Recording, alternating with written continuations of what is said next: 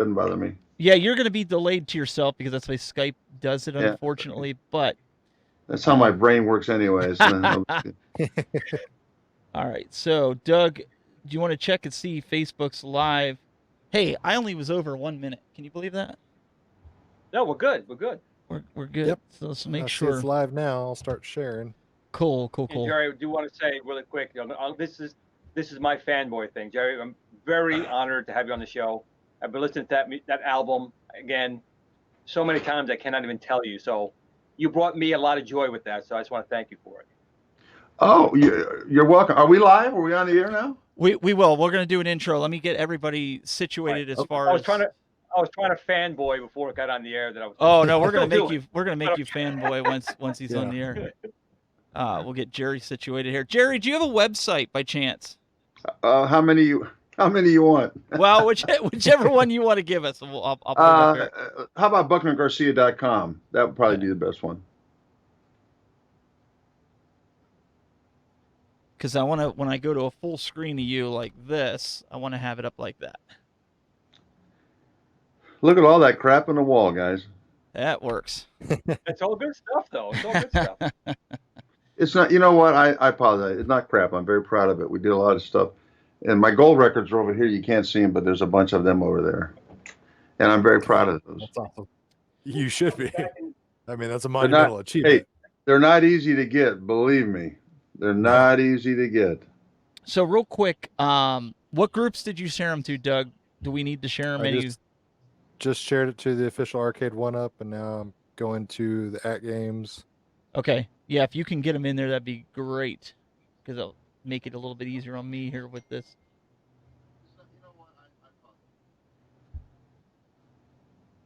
Just got it. What is this?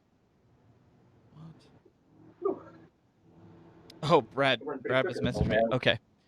Let's make sure everybody's coming in here. And I don't know. Is up? There we go. I wasn't sure. I look like a high school science teacher or something on there. All right, class, please come to order. See if we get the YouTube people. I'd be a horrible teacher. I'd want everybody just to hang out and have a good time. No, nobody would learn anything. Those are the fun teachers.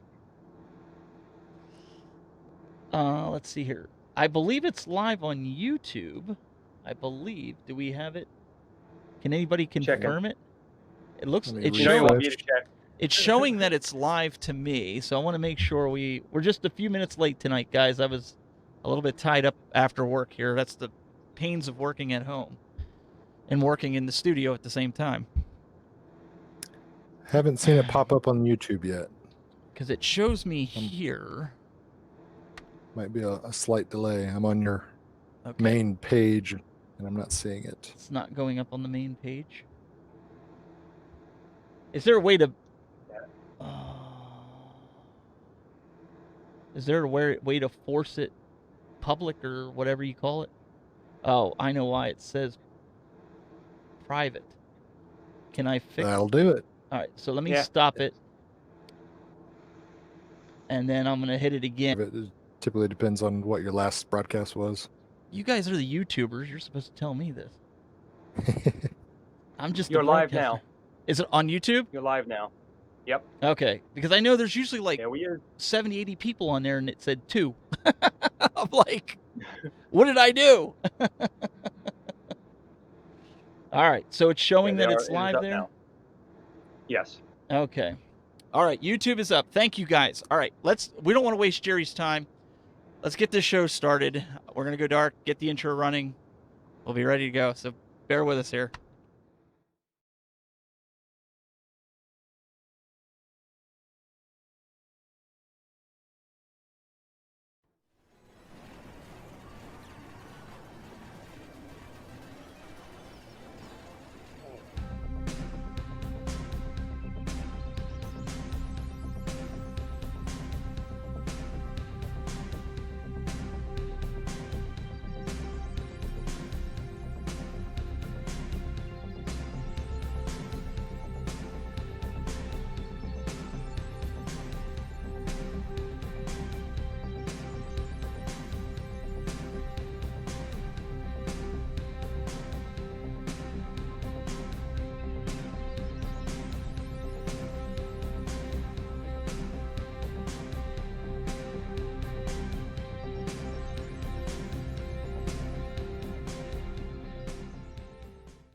It's Friday, so it's time for another edition of the Retro Buzz. My name is Stephen Haywood, and we've got a special guest here for you. And Glenn is over here. He's sitting in his cave. He's waiting, anxious. He's like a little girl. Look at him. Oh, that was a maniacal laugh. And we also have Douglas Cool Toy Smith here with us, and he is not fangirling yet. But the reason the reason that they're fangirling, we've got with us Jerry Buckner of BucknerGarcia.com and Pac-Man Fever, right? Yes, that would be me. Yes. So hello, hey, everybody. Great to have you. It's great to be on the program. It took us a little while, but we're here. We look at Glenn. Oh, you got a little Pac-Man there. Yeah, he's like, wear your Pac-Man stuff, and I'll be honest. I might just have a couple of things, Pac-Man. You know, there was a lady in New York area that she's put out 2 books on Pac-Man stuff. I don't know if you know who she is. I can't think of her name right off the bat, but she has got everything. She had stuff I never even knew about. She had recordings of our song I didn't know about. And she's a terrific gal, but she's got 2 books on it. And I mean, talk about, everything you can think of with Pac-Man. It's crazy. So how did you get started with this? Is it just because Pac-Man was a great game that you loved growing up, or what got you going with this? A phenomenon. Well, as you know, being as old as I am, we were around when it started. Gary and I were doing commercials. We're here in Atlanta. And we were doing jingles and commercials and so forth, and still writing songs. We were pop songwriters, and we would do jingles to try to make a living. And then if we had studio time left, we would try to record songs and so forth. Anyway, we were working on a particular jingle, and we went to a place called Marietta, Georgia, Marietta Square, and we would ran over there to grab a bite to eat in between the sessions. And we go in there, and we walked into this restaurant that was there on the square. And we go in, and there's a Pac-Man machine. Nobody ever seen one before. We didn't know what it was, but people are playing it. So we started playing it like everyone else and got hooked so bad we were sitting there playing instead of going back and working. We was going every night and bringing in quarters, and just like everybody else, going crazy. And so because we were in that particular business doing jingles and all that and advertising, we thought, well, maybe if we do something about this game is so hot, maybe we'll get a little bit of recognition. Well, we did. We got some recognition. It worked out pretty good. That's how it came about. Glenn has been like all over me this week. He's like, you got to listen to this album. You got to listen to this album. And he's got vinyl. My original. Yeah, man. This is my original. I was just, before the show started, it's my original one I got. Second, this was released at Caldor's back in the day. And this thing has been played so many times. In my typical fashion, it's in a baggie. Everything I have is in a baggie. But I can't tell you how many times I've listened to this album. It's a great album. The songs are very catchy. Just like Pac-Man, it's very catchy. But you're really telling me that it was kind of just not a fluke, but you guys just started playing Pac-Man. It just kind of came organically. It wasn't like you guys sat down and started writing a bunch of songs type of stuff. Well, no, it was actually, I think my idea. What happened is I came home. And Gary and I wrote together, and I was always the guy that kind of come up with the hook and the chorus first, and kind of sometimes this idea for the song, sometimes not. But then I would play for Gary, and if he liked it, then he would kind of do most of the lyrics. And so that I went home after we were playing the game, and just after doing this for a few days, I was home one day, and I thought, I started messing around the piano and just come up with the idea for Pac-Man Fever. And I wrote a few verses out just in to fill in the verse lines. And the truth is, when we went over to try to get Bowie Geller Organization, which was they were a management company here that had several big acts here in Atlanta, and we had gone to them with other small projects. So we went to them with this project, and they immediately went for it.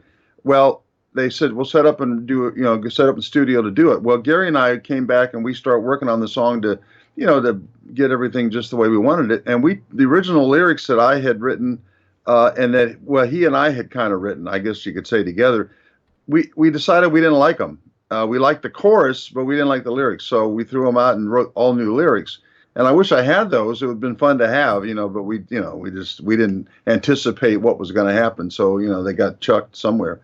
But that's kind of how it went. It was, I had kind of had the idea, and then we just put it together like we did with all our songs. We were writing a lot of pop songs at that time, but this wasn't the first thing we did.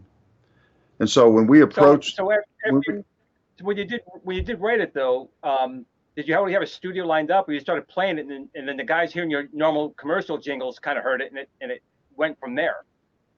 Well, no, the commercial jingles had nothing to do with it. It was a guy named Arnie Geller, and Arnie was with Bowie Geller, and Bowie Geller was a management company here in Atlanta. They had the Atlanta Rhythm section. They had Alicia Bridges. They had other acts that they were managing and had made deals for. And so that's where we had gone, and they were the ones that liked the song.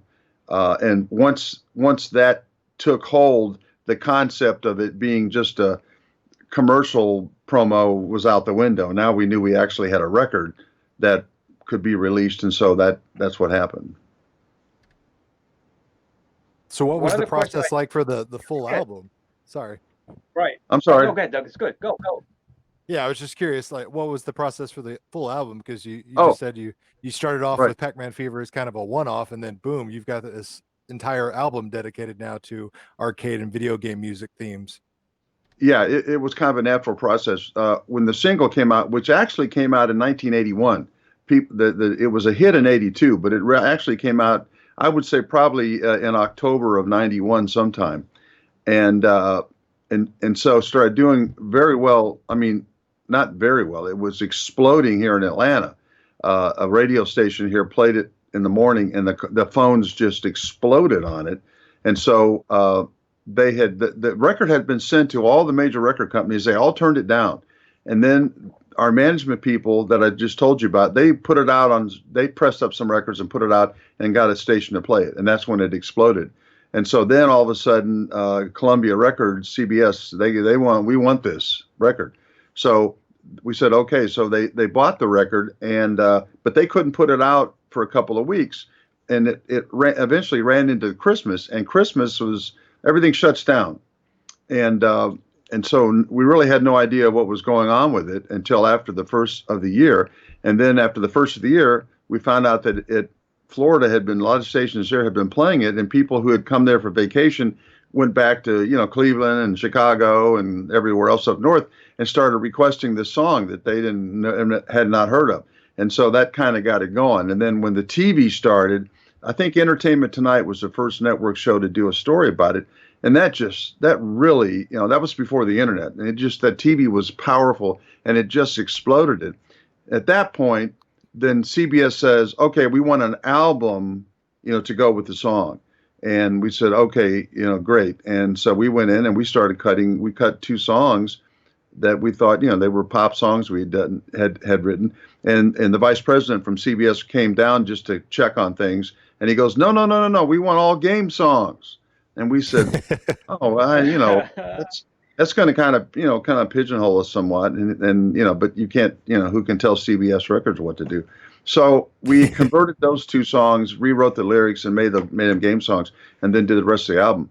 And the funny thing with the album is we had to go out. We would go out at night, and they were rushing us to hurry and do this. So we'd go out at night and go to a arcade or somewhere and find a game, and we would talk to whoever could play it. Talk to the people and then go back and write the lyrics, stay up all night, and then go in the studio the next day and work on the track. And we were able to do the whole album in a couple of weeks. But that's how we put the album together, and that's how it came about. Nice. A couple of Very weeks. Cool. That's amazing. That's amazing. Think about other songwriters take forever. And again, the songs are all enjoyable. The one question I had was all the games songs in there are named after the game except for the Asteroids one, which is Hyperspace. How come you made it called Hyperspace versus just Berserk or Mousetrap? That's a good question, and I really don't remember. I don't know why. I don't know. Excuse me. I don't know why we did that. And the other thing I don't understand about us that I should know is we didn't do a song about Space Invaders. That was a big huge hit. game. Right. Yeah. And I guess because the name wasn't easy to make a Put song together out in of. lyrics and rhyme, yeah. But as far as the asteroids are, the other song, I really don't know why. I wish I could answer that, but it's a long time ago. I don't remember, how that happened. Interesting. And I gotta imagine the licensing for this album was a severe undertaking in itself, because you've got all sorts of authentic video game music, and something like this is probably like not going to be a very easy task in today's marketplace. Do you think it was just the perfect time and perfect place to be able to sign all those contracts and get this done back then?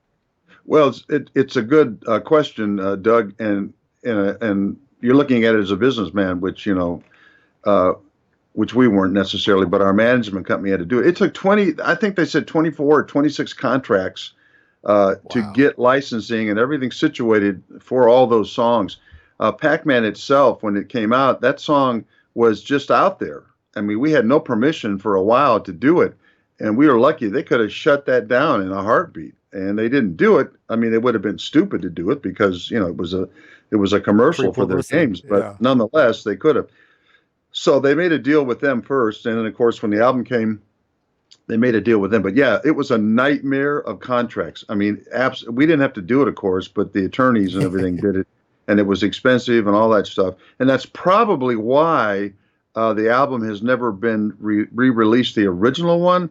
I imagine because they didn't want to go through all that again if they thought they had to. Although we had the rights and still do have the rights for all this stuff, but I don't know. But yeah. Good point, Doug. It was a nightmare. And I like what you just brought up there too. When you talk about the original album, which I have right here, you can't really get this anymore. I mean, you did a CD, but when you did a CD, you guys had redone the whole songs, right? There was different digital recordings of the games. This particular version was never re-released. So was that was because of that licensing? I assume so. I don't know. They never, CBS never told us why they wouldn't do it. When the whole transferring to CD deal happened, back in the, I don't know, 90s or whenever that happened, where everything was being put on CD, and they just didn't do it, and we never knew why. So people kept asking and asking and asking, and the only thing we could do was re-record it. So we did, and we tried to use pretty much the original people and arrangements, and I think Gary did a great job of singing it. They weren't exactly the same, although the Pac-Man Fever recut is, I think, pretty good. I think it's pretty good. The only difference, a little bit of difference in the guitar solo, but the other stuff, and we've been, a lot of people, that complain and go, it's not as good as the original. Well, I mean, we did the best we could, but, you can't please everybody, I guess. But I thought it'd come out, for a redo, pretty good, So how many years did you tour with this? I mean, did you just ride a couple months, or what was the actual time frame that you rode this wave? Well, it's, as I say, started in October of '81, and then really didn't hit big till I think probably March of '82 is when everything really skyrocketed. And you got to remember, we also had another song out. We had made a deal with a record company. We were pretty hot that year. We made a deal with MCA with Steve Carlisle. Steve Carlisle sang the theme to WKRP in Cincinnati, the TV show. And we had original songs that he did, and MCA, we made a deal with them to put out an album of our stuff. And also they wanted us to do a recut on the TV show theme, which we did. And so we had another chart. At one time, we had 2 chart songs together in the Billboard at one time, which was kind of neat. But as far as the time goes, once the song hit in the spring, it stayed on the charts a long time.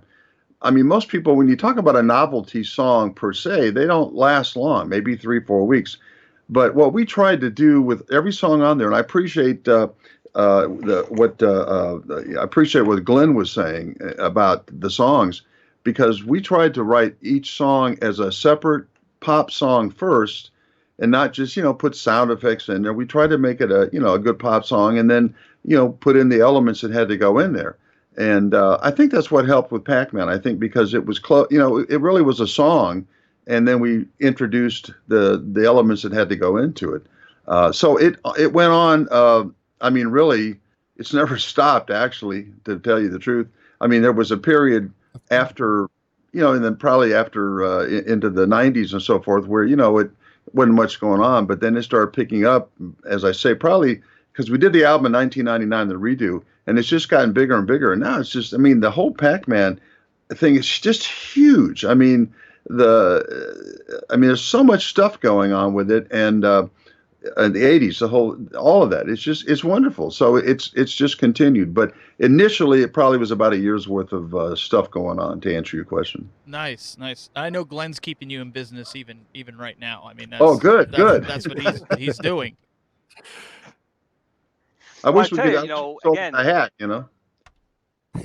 Yeah, this is actually the first hat I wore out. This is a reissue hat. So this is the CD version of my hat. Okay. Let me take this opportunity to promote and tell something. Okay, commercial time, merchandise time. We've got some T-shirts out, and I don't have one because we just put them out, and I don't have one here to show you. But they're really cool. Wait. Where are they at? I can pull them up on the browser here. Are they at the? If you go to, I sent you the link. If we check in your instant message, I sent you a link for the T-shirts. Just now? No, a few minutes ago. Okay, I'll pull it up. Go ahead, Jerry. I'll pull it up while you're okay. Talking about I think we have 4 or 5 or 6 of them up now. There's more going to come. They're just fun. They're nothing real fancy, but they're just kind of cool. And there are lyrics to the songs. There you go. Yeah, you see, we got Pac-Man Fever, doing the Donkey Kong can get you hammered. That's cute. Froggy. We had a couple of Pac-Man Fevers. Probably have more of those, because they're well known. But got a couple more songs to go. But I think they look pretty good, and it's a pretty good price, I think, for them. Yeah, $20. Now, when you wrote these, I mean, Pac-Man Fever obviously was the main title song coming out. I actually really like Do the Donkey Kong. I mean, that's one that I play constantly. Thinking back about what you made, obviously the Pac-Man's going to be your probably favorite. After that, what is the next song you both kind of liked second best, if you will, out of all the ones you guys wrote? Yeah, I can't remember exactly which was. I can guess. I think Gary probably liked the asteroid song probably the best. I'm guessing. My favorite. Hyperspace. Yeah, hyperspace. My favorite would be Ode to a Centipede. And the reason I love the chord progressions in it, and I love the guitar solo in it, but it's just kind of a haunting thing, and that was always one of my favorites. Now, you mentioned Donkey Kong, and if I may, let me tell you a little story about that. As you know, that was a single, and it went up the charts some, but I mean, you can't follow. Pac-Man Fever was such a huge record. I mean, nothing behind that, it was just hard to do. But when we were deciding on a second single, we wanted the Frogger song. We thought the Frogger song would be a good one to put out as a single. CBS didn't agree with us, and they went back and forth, and so they eventually decided, they're going to put out what they want, it's their record company. So they did, but a lot of people like Frogger too. But Donkey Kong, I thought it was a good record too. I mean, I really couldn't argue either way, I guess. And when we did a TV show in Philadelphia, a live TV show, they had this kid, all the kids they were doing the dance. They had worked on the Donkey Kong.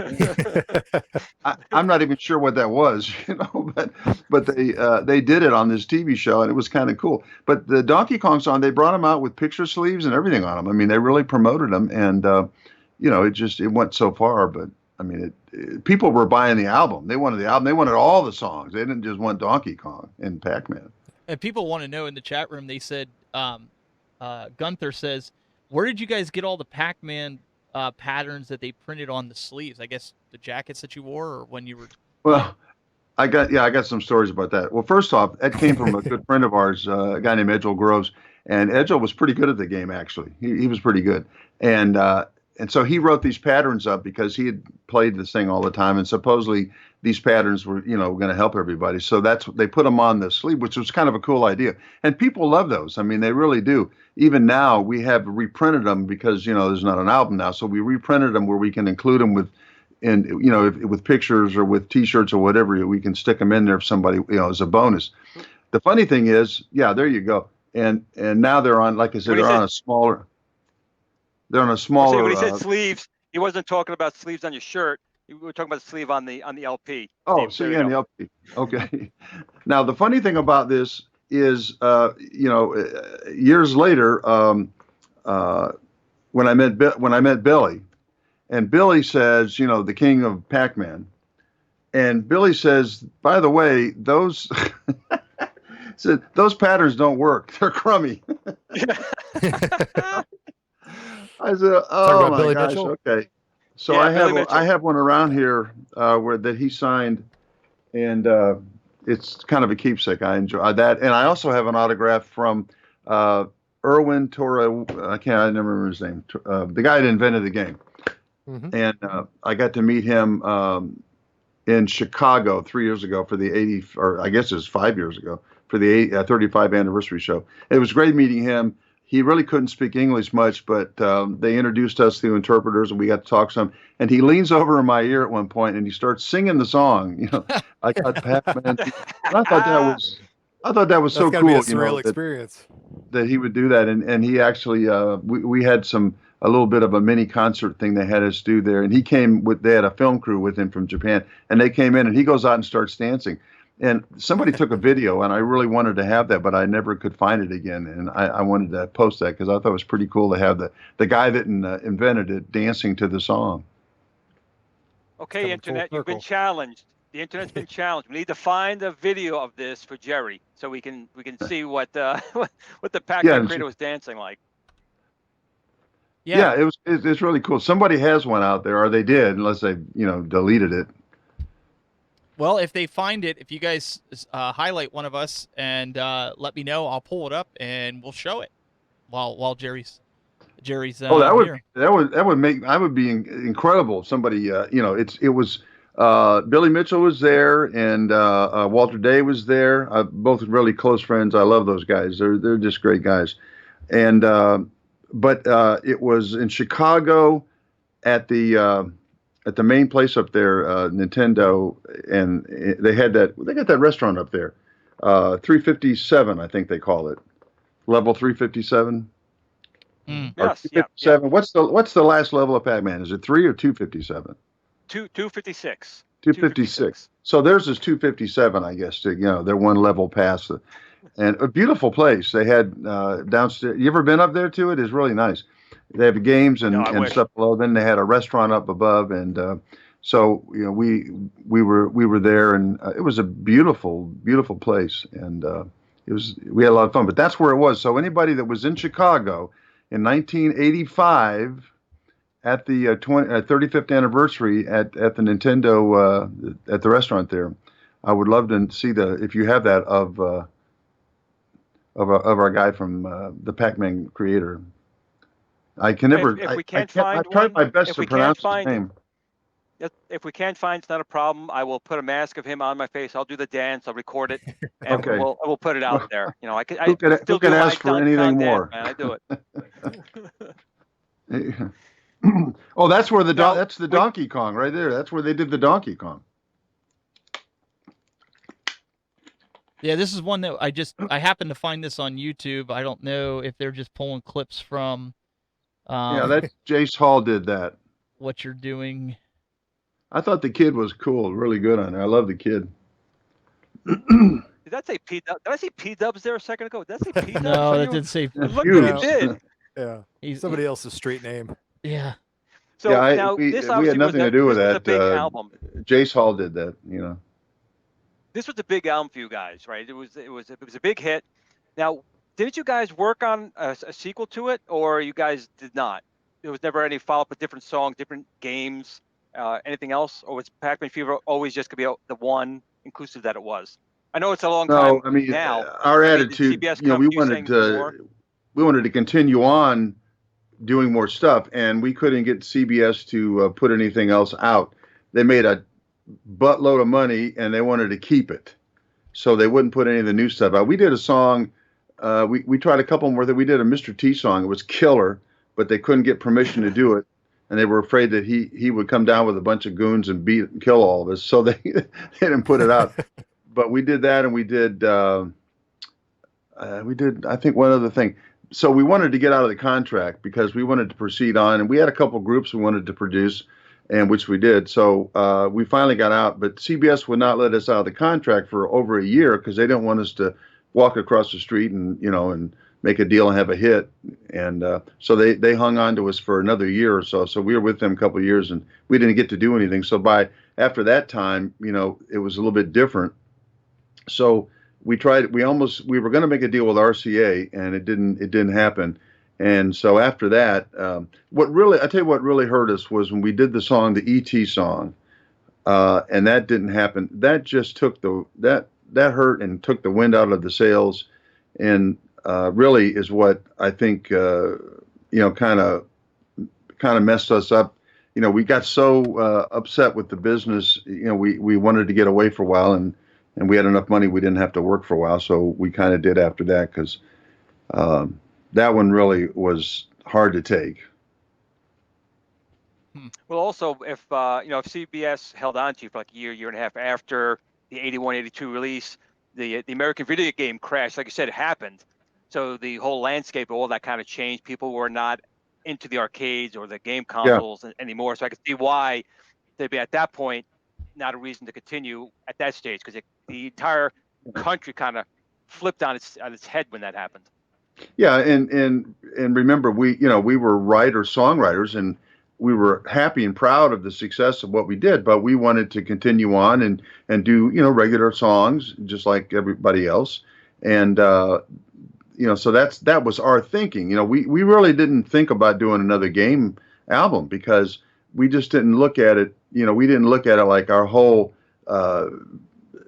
being was wrapped up in a game album. We were looking to the next thing we wanted to do, and we had other songs. And to give you an idea, how weird it was. We went to New York to meet with the CBS people, and on the trip up there in the plane, it was awful. It was terrible turbulence, and coming into New York, it was wind shears and everything. We were one of the last planes they let land, and they shut the airport down. So, we get out of the plane, and we're, lucky to be alive, and we get over to CBS, and we go upstairs, and we walk into the office there with Mickey Eisner, who was VP at the time, one of the VPs. They had 100 of them, I guess. And Mickey says, "Hey guys, how you doing? What are you doing in town?" It's like, what do you mean? What are we doing in town? We have a meeting set to, for you to hear our songs. And then this show you how crazy the business was then, and I'm sure it still is. They listen to the song, and one of the guys listening says, "Wow, we really like." He says, "I really like that. If I had a record company, I'd put that out." And we go, "What? Excuse what? What do you mean you got the biggest record company in the world? What do you mean if I had? Well, I mean if I had my own record company." And so it's like, it's a crazy business, just crazy.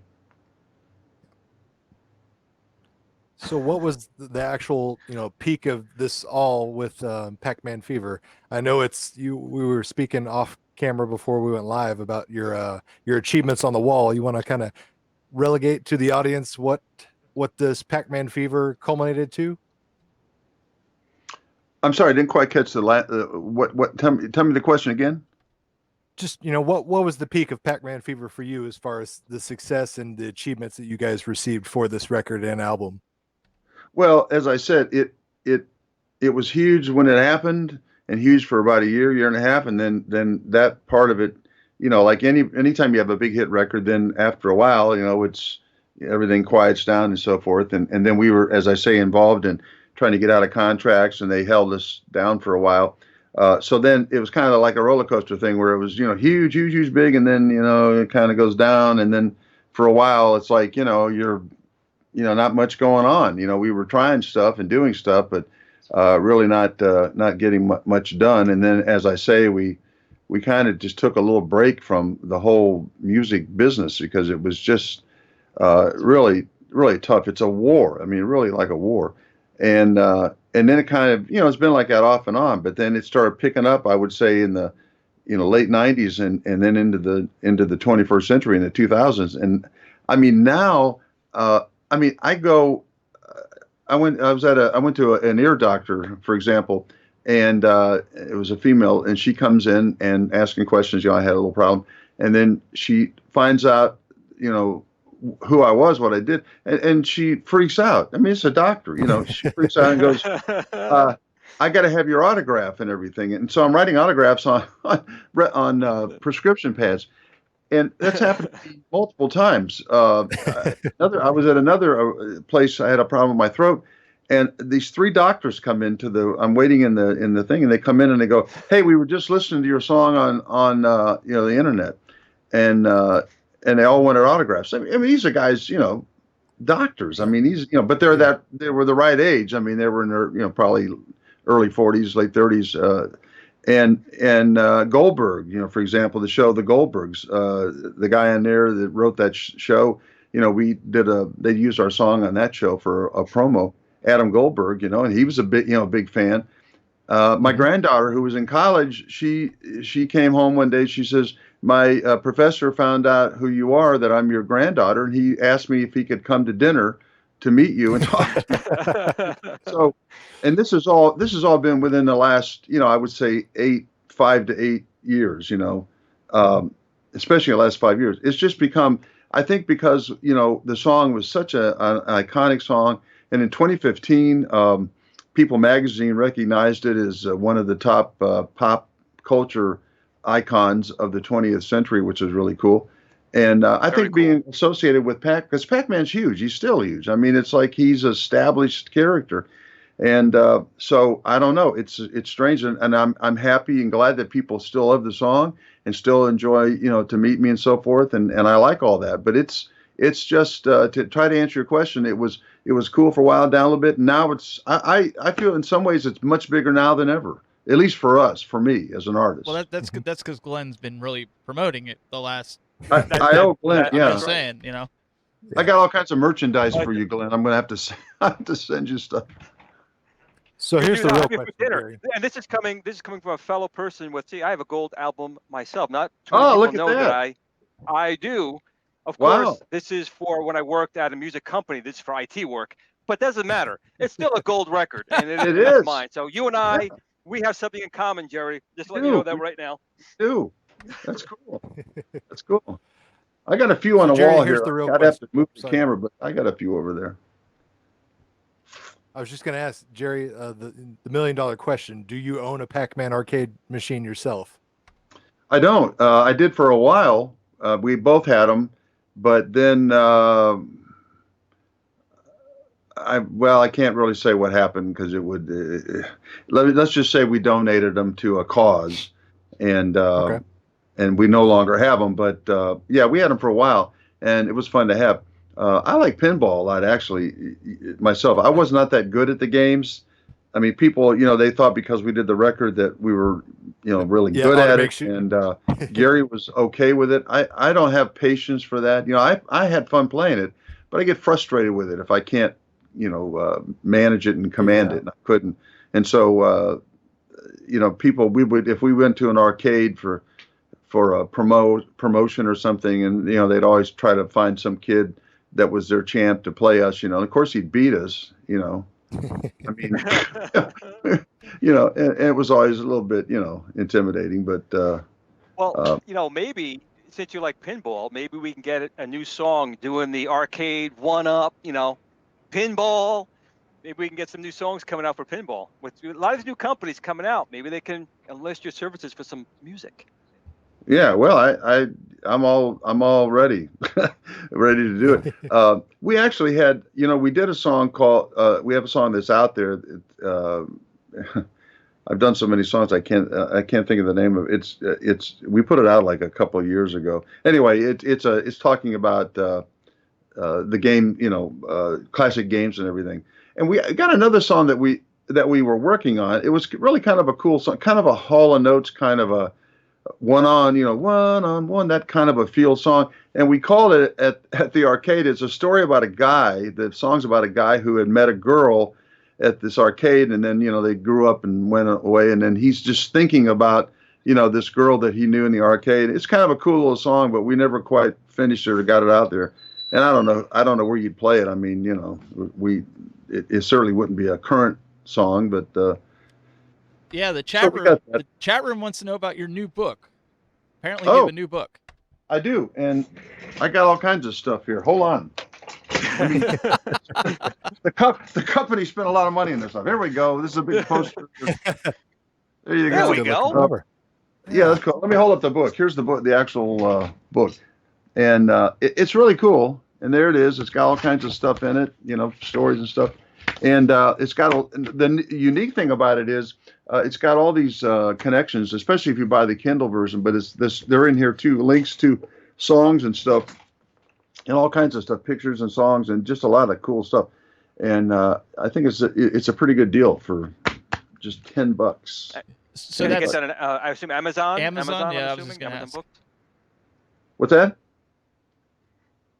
Say Is again? it on Amazon? They could order it where they can order it from. Amazon. You can go to Amazon and get it. Absolutely.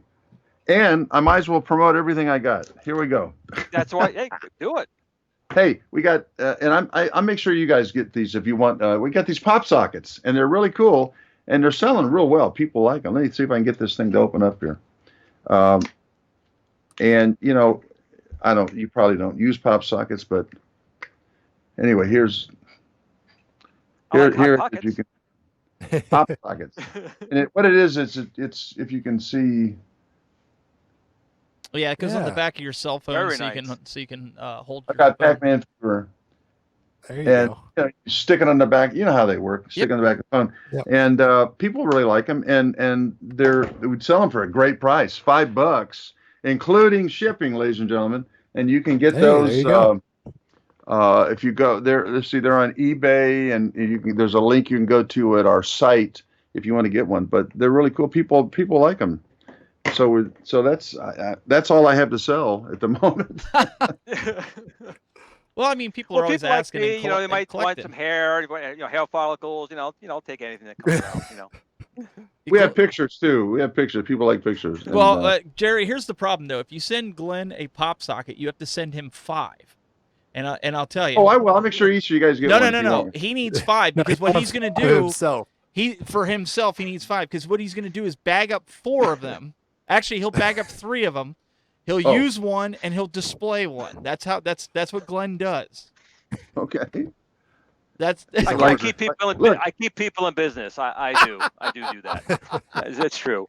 Well, Glenn, I'm gonna send you some inside stuff so you can have some things that other people. I'm gonna send you a couple things. We'll take care of that. That'll be awesome. Thank you. I did want to ask you one other thing too, because obviously your group was 2 people. Your partner, he passed away a number of years ago now. You guys are friends during this whole up until he did pass away, right? You guys had a really good history together with the music industry and everything, right? Yeah, we were friends really since junior high school, and Gary and I were like brothers, and it was just a tragic thing to happen, and I miss him every day. And we really had a magic between us for writing songs and stuff. I just enjoyed it. But yeah, we played.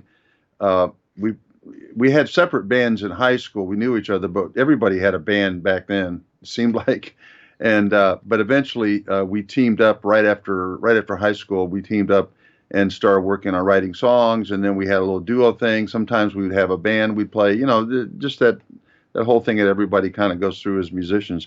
And then eventually I moved down here to Atlanta, and he came not long after, moved down here, and then we started doing stuff here, and eventually got into all this that we are discussing now.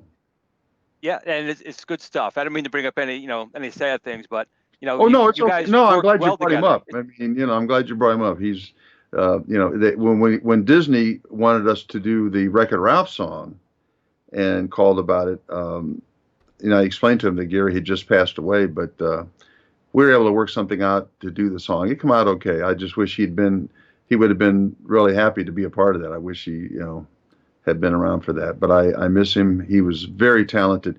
He wrote that. I mean, I got a pocket full of quarters. I'm headed to the arcade. It's become. I mean, that's a standard line at least in the business of classic games and video.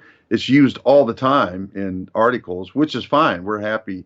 But I mean, that's a classic line that he wrote, and he did a great job on those lyrics. I think, really.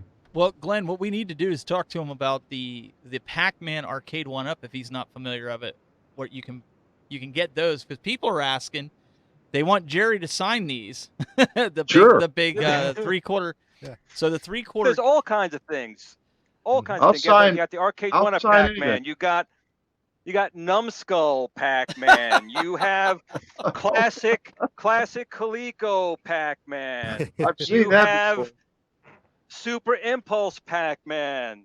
You have Basic Fun Pac-Man. I mean, like I say, Pac-Man is everywhere. Everywhere. It's And 40th anniversary this year. absolutely. Hey, look at this. People give me stuff all the time. Somebody gave me this. If you can see Oh it. yes, the arcade one up. Yeah. I have one of those on my Yep. wall. I Yeah, don't- they're cool. Arcade one-up pack. I don't even know what all this stuff is. People give it to me. This Oh, arcade Yep. one up. One, Yeah, too. that's You know what that is? Oh, I got it upside down? Okay. There you go. we Yep. couldn't, he was upside down. We couldn't tell. You had to turn him. Yeah, now we know who he is. We couldn't tell before at all. I mean, I got stuff, all over the place. You would have a ball if you got in my office in here, but I got some stuff that is private, I guess. But What was I guess so? What was your out of everything you've done? What would you your favorite memory? Whether it was an individual coming up to you and saying, someone like me saying, my childhood was awesome because of you, thank you, or going out to a place to play. What was just both of yours? Like, it's your favorite. You think about it, and you're just like, man, it was worth it. What is that for you? Well, I think on a personal level, my dad had a little TV shop up in Barberton, Ohio, right outside of Akron, where I was from. My dad was a very plain, simple man, and he wasn't big into material things. Had a hard worker, had a little TV shop, and when I made sure he got a gold record when we were, had gold records made, and I remember walking into, when I went to visit, walk in his little shop there, and he had put newspaper article up there in the record, and I just thought that was pretty neat. I felt, because he wasn't always behind me and playing rock and roll. My dad was a gospel singer in a quartet for a long time. He sang professionally for a while. So he wasn't into rock and roll much, but he was very proud of what we had done in the record. And when seeing that up there, I was proud. And my mom was proud. So that was really those two moments. But I enjoy talking. It's really rewarding when you have people come up and say, hey, we got a record and it meant so much to us. We met when we heard this record, or I can remember hearing that when I was in the arcade. And I really love hearing it. I mean, it's just such a compliment to think that Gary and I did something that was a positive thing that people enjoyed and they got a good memory of it. So anytime I meet folks, I just enjoy, hearing the stories, and people have a lot of stories associated with game rooms and the song and so forth. I mean, I remember Casey Kasem when he had his show on all the time, American Top 40, and about a year after the song had peaked, one day I was listening to the show, and one day he comes on and he does his long distance dedication, when he did those letters. And this girl had written a letter to him saying that she had met some guy, I don't know what his name was. She'd met him in an arcade back when back when the song had been a hit. And she said, I don't know where he is, but I still care about him. And wherever he is out there, I hope he hears. I want to dedicate Pac-Man Fever. So this was usually a long distance dedication would be, a love song. A ballad or And something. it was just kind of funny that Pac-Man Fever became, but it had that much of an effect. So to answer your question, it's just amazing and wonderful. Always glad to hear from folks, and they all make me feel good, to hear them say that they like the record. I mean, that you do something that people would remember. I mean, that's pretty neat. Right. Music is like, a smell or something like that. You hear it and it triggers certain things. And when I play this, it takes me right back to, I was like 13, I think, at the time, and in the arcade, and it's just a great song. I mean, for me, I can't thank you enough. My childhood, even to this day, I'm still a big kid, I guess. I mean, who am I kidding? But I really do enjoy the album. And I had played for people all the time who never heard it before, and they're like, oh, it's pretty catchy, and then they start getting into it too. So I just want to thank you guys, because you did touch a lot of people with it, and you sold a lot of copies. So a lot of people have to be in agreement with that. Well, thank you very much. I appreciate you saying that. And let me tell you a quick story, because I'm going to have to run here. Let me tell you a quick story, though, that just happened that I think you'll appreciate, Glenn. I was just a week ago in a restaurant. We went to a new restaurant close by here where we live, and we're in there, and the manager's coming around talking to people at the table, and we get into conversation. And somehow it came up, what I did and who I was. Well, he says, and this guy was probably, late 30s, early 40s. He said, what song? And I told him, and he goes, gee, I don't know if I know that or not, which I don't usually hear. I mean, most people, they all know it. Well, I didn't care, but he leaves. And then about 2 minutes later, he comes back out and he goes, I got to apologize to you. I'm so sorry. I didn't realize who you were. And I said, oh, it's okay. He says, my son, now this kid's 11 years old. He said, my son, I went back and I said, have you ever heard of a song called Pac-Man Fever? He starts singing the song to his father. He goes, oh, yeah, Pac-Man. He's singing it, knows the lyrics. And he says, yeah, they were on American Bandstand. I mean, he's telling his dad all this stuff. And he said, I was so embarrassed. So the kid came out and wanted to meet me. And in fact, we're probably going to go there over the weekend. I'm going to take him up. But an 11-year-old kid, I mean, they still love the songs when they hear them, even though they're old songs and all that. They still like them anytime they hear them. It's just amazing. It just keeps going and going. And before my co-host asks, yes, I've seen these all when they were live. I heard the song live. I watched an American Bandstand live. I'm from that generation. So my other guys, they're laughing already. They're laughing because, I saw this stuff. But you know what, Jerry? They missed out on a lot. There's a lot of stuff that you and me experienced that they never will. And this is one of them. This is one of the great things that, unfortunately, they can experience now, but they weren't there, like you said, when it was coming fresh and live. It was a true experience. And I thank you again for allowing me to have been able to partake for it when I was a kid. Well, thank you. I appreciate you inviting me on here. I really do. And even though your friends goes a long way, doesn't it? Steve and Doug. Begging goes a long, long way. we still love you guys, Doug, and we still love you guys. Toy Boy, right? Toy Boy. I like that. What is it? Oh, Cool Toy. I'm sorry. Yeah. I'm sorry. That's his new nickname. It's all good. That's his Toy new Boy. nickname. Hey, Toy Boy from an icon. I'll accept it. Absolutely. Yeah. No, it's okay. Hey, it's really a compliment because I'm sure all the girls are after you. Nice looking guy. I'm sure you got there we go. all the ladies. I didn't mean that. I really didn't mean that as an insult. No, you're fine. Thank you, Jerry. Oh no, we're gonna love that one. That's gonna stick. No, don't do that to him. That's not fair. It's a compliment. He's like the girls would say, he's my toy. I'm trying to walk out of this. Anyway, I don't know if his wife's gonna agree with that one, but he could send them my way. We're almost like twins. There we go. Yeah, father and son duo. Yeah, I enjoyed. I know, Glenn, you and I have talked, before and stuff, but I enjoy meeting all you guys, both of you guys, all through, the other two fellas. I really appreciate you having me on the show, and everybody listening. If you want to give me a Buckner Garcia, say hello, and a message or whatever, I'll be happy to. I like to read them and answer them. And it's just been a blast being on the show. Thank you so much for having me on here. I love you guys, and we had a lot of fun. And maybe Glenn will buy this from me. There you go. Well, only if you have 5 of them. Okay. So the full box. So everybody can check him out. Go to bucknergarcia.com. Check out his books. I know Doug posted it. The boy toy posted it here in the chat here for you guys. And so the T-shirts. Don't forget the T-shirts. The T-shirts, yeah. And you guys can go check out the Pac-Man Fever here, the Kindle version or the paperback, and also the T-shirts here. I had them. There it is. Check out the cool T-shirts that Jerry's got. And of course, we'll have the links down below when we Yes. post it on YouTube. All the links will be there. But Jerry, Cool. we really appreciate you joining with us here, and guys, Very much a big honor. Yes, Thank you. So much. It's an honor for me to be on the show with you. Thank you so much. I'll come back again. Yes. Bring me back again, and we'll to go through this again and see if I can insult somebody else. Also, I'm so sorry. Yeah. no, you're fine. You're good. We're gonna wrap up the recording. We need a song. We need a boy toy song. So Jeff, if you Oh, come back, no. let's have a Here little we go. lyric for the boy toy song. Maybe that's what we'll call the show. We'll call it Boyd. No, I'm just kidding. I'm sorry. I'm just I'm an idiot sometimes. Well, maybe all the time. Not at all. All right, guys. Not at all. That's why I'm here. Yeah. Enjoyed it.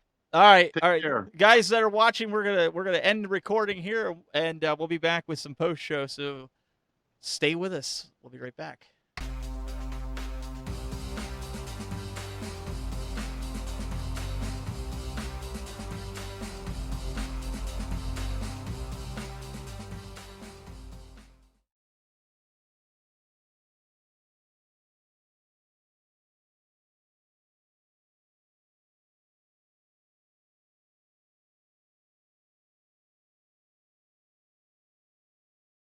Yeah, thanks for joining, man.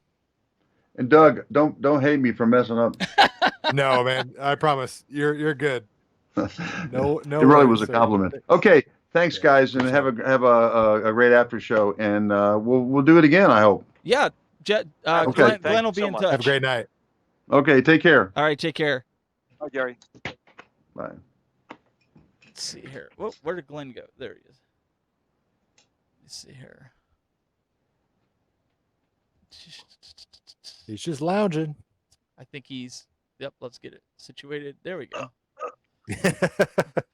Glenn, at the beginning of the beginning of the show, you were using a built-in microphone, and I kept thinking you had the microphone up over your head, and I kept looking like I'd have you on camera purposely, and I'd look, and I'm like, no, it's right there. Why?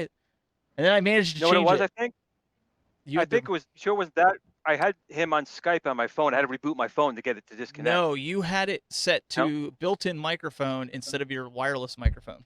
Ah, okay. So I managed to get that changed, and then remember Alzheimer's, old man. Remember that. Well, and then Doug's like, I had already gotten up and moved it, but the mouse cursor was over at the top of the screen on Skype because we don't normally use Skype, but it worked. Yeah. For Jerry, it's cool. So I went over and moved it, and then I looked back at Doug's like, I think the mouse cursor's over his head. Yeah. Like, all right, I got to take care of. But yeah, we got the call in. If you guys if anybody wants to call in, we got some news too to talk about. The Yak Game Legends has its firmware released Wednesday. I got some Pac-Man Fever playing on my machine back here right now. Actually. Okay. Didn't take you long at all. No, it did not. Let me get Dougie on screen with you here real quick, and I'm going to go hang up the other machine and mute it so we don't have I can still hear the audio kind of humming in my ear. So Glenn, what was your experience with the music? Have you actually put music on there with the new firmware? Yeah, it's actually on here right now. I was going to switch it back because I'm running it off of the Blast. If I go back to the main screen, get out of that. There you go.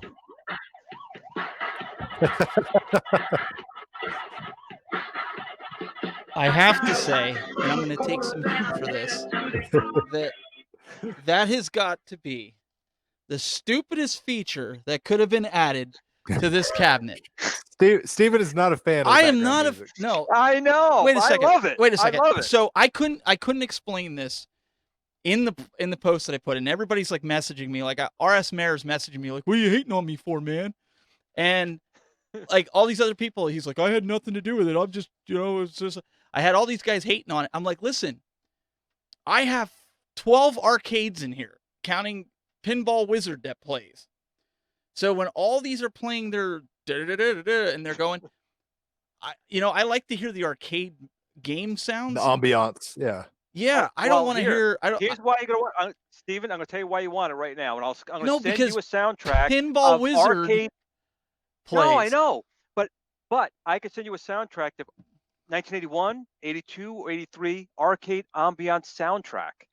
You could literally have this machine playing what you would have heard in the arcades. And you know what? I'll even add my voice have that over with in the all background. But I have all these other games that play the noise, like the Ninja Turtles. Like every 2 minutes, you hear Teenage Mutant Ninja Turtles with the bad recording. And then. Well, I'm gonna say the thing I heard you. I actually read that you wrote this. Oh, I did. I don't want anyone saying I'd rather have the feature than not. You know what?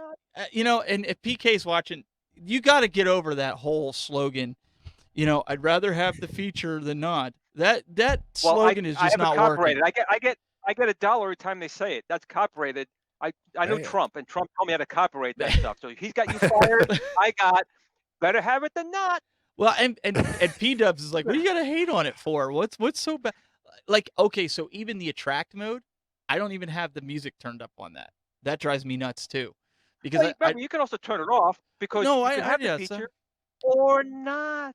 But my thought was, there's so many. Have it. Listen, $1 in the jar. There's so many other things. I gotta pay myself. There's so many other things that could have been fixed, like. Well, they have more. I mean, there's obviously more coming out. Yes, go ahead. Well, I was gonna say like my game room. Why not put the engineering hours into my game room for the people that have been screaming that they don't want to buy a PC, but they want that game room, that virtual PC in the cloud, right? Put the engineering cycles into that. Or I have this issue, and I don't know if you guys have seen it, but once in a while, when you boot up with your thumb drive, when you go to your BYOG games, A, the menu items don't show up for like 5 seconds, and B, you end up with 2 of every game. I've seen that several times. Yeah. They thought I was crazy. I was talking to Bill and they were just like, "Oh, I haven't seen that." And other people, Bill didn't say I was crazy, or At Games didn't say that. It was people. They're like, "You're crazy. I've never seen that." The PM in me, and I'm like, "Look, next time I'm gonna film it." Funny wine. You know what I mean? Well, so I tried rebooting it. I tried to do the factory reset. So when I see, in my point of view, a pointless feature of adding music for ambience, I get frustrated because I feel like I'm running an Android device. Nothing against Android users, but I feel like it's a half-baked product. Well, you have to also realize that like the other feature you're looking for is going to have a longer test cycle on the back end. With something like this, was an easy thing to add. So I mean, no doubt. I'm just expressing my. I'd rather have the feature than not. Yeah, you're just making tons of money tonight, Glenn. I am. It's going in my angel jar right now. It's going right. And listen. If people enjoy this feature, I'm not hating on anybody. Please don't take it as I'm hating on anybody. Listen, if you like it, go for it.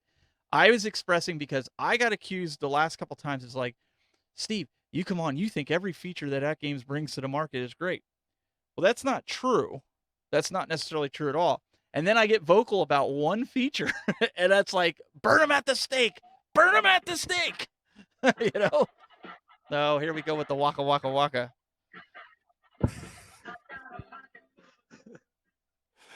Oh, Glenn. How could you not like that feature, man? I am. You know, I'm gonna admit, I had like the worst work week this week. And everything that could go wrong, went wrong. Everything got fixed, of course, but it was just a horrible work week. To come home, and this is just great. We had a good show, had a great show. Met someone I idolized as a kid. Aside from you two, of course. I mean, I didn't know you guys as a kid. So we got to work on my At Games machine. We got to work on that because I was backing off to let you take the reins on this one because it was your idol. You know what? And all of a sudden, Doug's looking at me and I'm looking at him and we got dead air. Well, you know why there's dead air? Because I felt the exact opposite. I'm like, I'm not going to shut up, and I wanted you guys to have some free time and talk. Because I was like, how about this? And Jerry, how about this? And Jerry, this. And I'm like, wait. Doug's here and Steve's here. I can let them talk. So that's what I did, and I shut up. Yeah. Doug, I adjusted the audio because I didn't think he could, like, because you've got a low tone voice, which I don't know if maybe it was picking up. Yeah. Nothing. It's not bad because I could But I was like, I went over there. I'm like, I'm gonna turn the mix minus up. So, like, even a couple times he ran over Glenn, and I'm going, I'm gonna adjust it a little bit because I don't know if he can hear it. And musicians are like that after playing so many years. I get it. Oh yeah. 30, 40 years. So I'm running back and forth to the board, and I'm like, Glenn, keep talking, Glenn, keep talking. trying if I had known that was the case, man, I would have not shut up. So I was trying to give you guys an opportunity. No, it's fine. I'm being, I don't think it was bad, but you wanted to interview him, and I thought, well, this will be cool. Like Glenn, I can kind of sit back and cruise this one. Looks like Angel's. And I truly calling appreciate him. that. Yeah. Well, he's got an amazing, history and background and everything. Just his, the normal media would probably write it off as a one-hit wonder, but he's got a very lengthy, prolific career that he was being rather passive about. I mean, he's not just Pac-Man Fever. He's done television. He's done movies. He's got a very successful recording career besides Pac-Man Fever. Right. So we've got Mr. Angel joining us. He looks like a. What are you doing, Angel? Hey, I got hard that. at work. Hard at work. I'm blind as a bat, so I gotta use this all the time. So what's going on? I gotta adjust your name because you're not Jerry Buckner. I'm not. I'll be Jerry Buckner. That's a lot of residuals he's be collecting. Hey, what do I gotta ask you guys this week? Because I have to have an intelligent question. The ad games. All right, I finally got the thumbs up to cut it down and bring it down to size. I just want to know, who can I watch? Like I don't want to be biased, but do I watch Cool Toys, Glenn, Steven? I mean, who can help me get this started? Because I really haven't done anything to it. What do you want to do? I want to be able to get to play anything I own. I definitely want to update it. I don't want to do a subscription. I definitely don't want to do that. I just want to be able to enjoy it as much as what I got. Well, Doug's already got a bunch of videos he already created. I mean, yeah, we all got. Doug's got a ton of them. They're very good. We all got. As far as wait. Steven's got some great tutorials. P-Dub's got some tutorials. What Doug's got? Hey, quick question. Wreck-It Ralph's got some up too. Wait. Time out. Steven? Yes. Have Spelled you his name wrong. You spelled my name wrong. Oh, Angel the Angle. Sorry, it didn't hit right. Oh, because hang on. I mean, I got an angle back, but it doesn't. Listen, we'll call you Kurt Angle. How's that? There you go. So what can I do with this thing? I definitely want to be able to start using it, start playing with it. Well, there's a lot of things you could do. I mean, you can add just a regular USB thumb drive, and you can not even side load. You can load games onto there, and there's a couple of places we'll send you links to if you want, where you can get some programs pre-done. You can put it on there. If you have a computer, you can connect it to Bluetooth. If you have a Raspberry Pi, but I think the easiest thing what you want is really just to add a couple of games on top of what's on the machine. And Doug did a very good video on that, and we can help you out. Getting you the right spots. Listen. To get the stuff for I'm going to be Mr. Pessimistic tonight because I didn't eat dinner yet. I didn't have lunch today, so I'm going to be very cranky today. Okay, I'm going to be the cranky gamer today. Screw the Raspberry Pi, screw the Retro Pi, forget that bull crap. Get yourself a PC with CoinOps. Exactly. Throw CoinOps on it. Could do that too. Play it on the Legends. You'll love it. You'll never look at a Raspberry Pi again, except to throw it against the wall or to stuff it in an arcade 1-up. Hey, I like Raspberry Pi. I like it when I eat it. But no, in all seriousness, I mean, these guys will tell you, as well as the chat room probably will. Raspberry Pi, unless you're familiar with Linux and even how to set those, it can be cumbersome. But the way the at games interfaces with CoinOps, it just set it and forget it, man. Right. So is that like a PC itself? What's that? It's basically a front end with everything already inside it. So you basically have a hard drive. You put these files on the hard drive. You click on one icon, looks like a little joystick, and that's it. Everything is already set, ready to go. So can I use like an external hard drive, like a USB external hard drive? I froze. I'm frozen. Yes. I'm frozen. My turn yes, to be frozen. Angel. Yeah, you can use. And you know what? Nostalgia. Somebody asked in the chat room, where can you get a good instruction? Doug, do you have one? Because I know Nostalgia has one. Yes. Which topic? On CoinOps? I haven't done one on CoinOps. Okay. Yeah, Nostalgia's done one. Yes. Yeah. Just look up Nostalgia. It was very good. He does good videos. Yeah. Look him him up. Really good videos. All right, cool. Once again, the people from Canada taking away YouTube from the Americans. Those Canadians with their better shows, Hey, Glenn, where can I send my donation to the Angel Fund?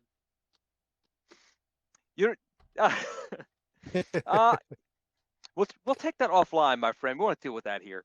We don't want people to know about that stuff. All right, guys. Love you guys. I'll talk to you soon. All right, Angel. Take Always care. a pleasure, Angel. Always good having you on. You're welcome anytime, Angle. See you later, Kurt. No problem. No problem. He's got to go back to work. Get back. Hey, and coin ops. You brought up coin ops. Coin ops is, people haven't tried it. It really is a very simple way to play stuff, and it just works. I mean, that's it comes down to. It just works. Yes, it does, and it looks pretty. And it you does. don't have to front end. You don't have to hunt ROMs down. Not that I'm endorsing piracy or anything like that, but call a spade a spade. You guys can call in if you'd like. Glenn or Doug will post the link in either chat room. If you have the link from prior weeks, it never changes. So save that link. You guys can jump in and ask questions. Tonight's more like a free-flowing kind of night. I know not everybody was into Jerry and Pac-Man Fever because Glenn was fangirling, but hey, it's cool. I was. I mean, you got to appreciate the arcade history behind it as well. Right. Oh yeah. We mentioned 40th anniversary of Pac-Man. I mean, it comes to a peak with having Jerry on here, so it was a perfect time to have him on, and it was a blast to hear his stories and hear it from that firsthand perspective, what it was like to be in the arcade boom and to ride that wave of a hit song. Right, and that's just what it is for me anyway. I mean, I was there when Pac-Man was a big deal. It was in the arcades, and this song had come out. I remember my aunt used to come in. She was doing, I don't know if it was jazzercise back then, whatever they were doing back in the early '80s for exercise, and she was raving out. They're playing Pac-Man Fever. We're doing all this stuff to this. It was everywhere. I mean, Pac-Man still is now, but it was just so different because back then it was new. Like when A New Hope for Star Wars first came out. Today, most kids are like, oh, it's all right. It's nothing big. But in 1977, when you saw it at theater for the first time, there was nothing like it before. And it's just a different experience. And that's just what I always remember, just walking into the Caldors with my, chubby little cheeks I used to have back then, plucking down some cash and going home and kicking my brother off, who's my bigger brother, off the record player and playing that album till they were going to kill me. And let's just tell everybody now that are coming in. I know we don't normally tell people the week before what's coming next week. But next week is not only just Valentine's Day or Hallmark Get Rich Day, as I like to call it. Yes, and my wife knows that I do that. Yeah. No, I'd rather give my wife something on a day that's not fashioned after that. She knows it too. So yep, same here. So we don't kind of do the Valentine's Day things. But next week, At Games is going to be on here. We have Jonathan and I forget the other person that's coming on. But she's going to be, I guess, his partner. She's going to be on. What's that? Cassandra? Yeah, Cass. That's because I was trying to think in email. He wrote Cass. So Jonathan and Cass are coming on to talk to us. They're going to drop some nuggets. Apparently, they're going to probably tell us about the new pinball that At Games is putting out. Maybe. Oh, they've hinted at it. There's no maybe about it. And possibly. Well, I never said it was a secret. I just said maybe. Well, I also heard they're doing giveaways of stuff. So if you like free stuff and you want some stuff, I don't know what that stuff is. They're giving that away. Well, no, he already he confirmed that with me. I already got an email from that last week about that. So he better not go back on that. No, it's going to be a very big day starting in the morning, leading right up actually to our show. Yes. So it'll be a very fun-filled day for, especially if you want to get like free stuff, if you want to just get some news, insights before anyone else, stay tuned to the At Games official and the official At Games fan page. And of course, right here on the Retro Buzz. Did any Who doesn't like free stuff? Yeah. Well, that's what I was going to ask you. Doug, I seen another YouTuber popped up with the Burger Time cabinet. Did they send you one yet? They actually contacted me this week and said that they are looking to send me one. So there you go. Looking to play that one. Anxiously awaiting that one. It'll be interesting to see what your thought is, if it's really that bothersome. I know talking to Ralph, he was kind of like with the 4-3 where they kind of letterboxed it. Is it really a deal breaker or? From what I've already seen at the trade show, it wasn't a deal breaker to me. Honestly, I thought it was kind of clever how they did it because it wasn't as jarring as I fully expected. Because when you hear, okay, they put some horizontal games on a vertical monitor, you immediately go, ugh, why would somebody do that? But when you actually see it and play it, that's when you really get to make that decision if it's going to be a deal breaker for you. And what I've seen at the trade shows, it's not a deal breaker for me. Yeah. Well, it'll be interesting. And what's kind of weird though about Burger Time, the game, even though it was on a horizontal, in the arcade, the gameplay is vertical. You know, you're dropping burgers down. So it transitioned, I think, fairly well. I don't think it takes away from the game, personally. Well, I just didn't know because That was it. I know people have a problem with the screen size sometimes, right? You got the 15-inch screen, but then you're cutting off the top 2 inches and the bottom but 2 inches. it's not always about the size. It's about what you do with it. That counts. Listen. I mean, come on. I'm just glad. Listen, I'm glad. Like the two, I saw Ralph got one, a Burger Time, and I saw this other guy got one.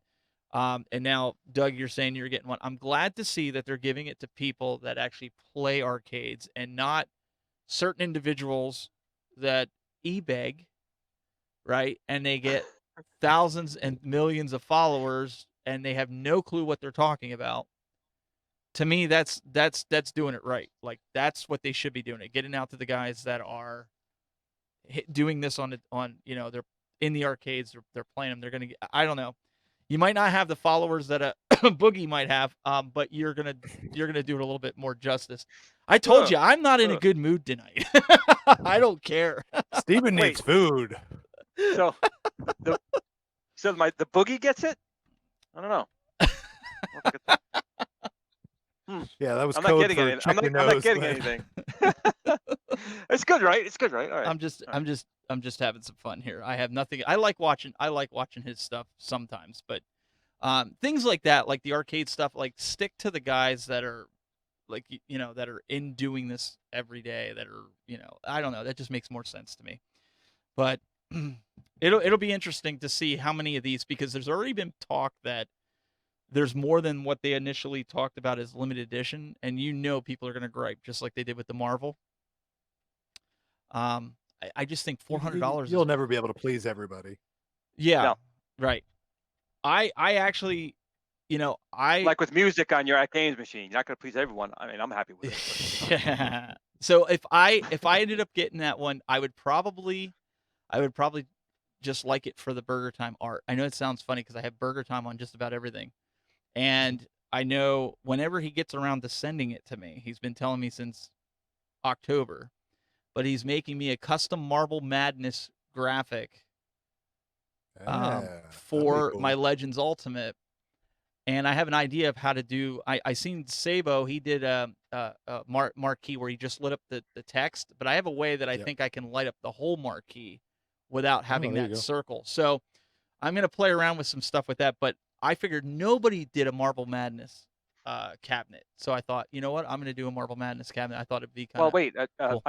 Atari did a Marble Madness cabinet. No. Nobody Atari that I've seen in the arcade community has done a modded. Talking about the modding community. Yeah. I'm just trying to see if his hunger's getting to him yet. He's gonna attack everybody. Me, no. Screen. No, I'm not gonna do that.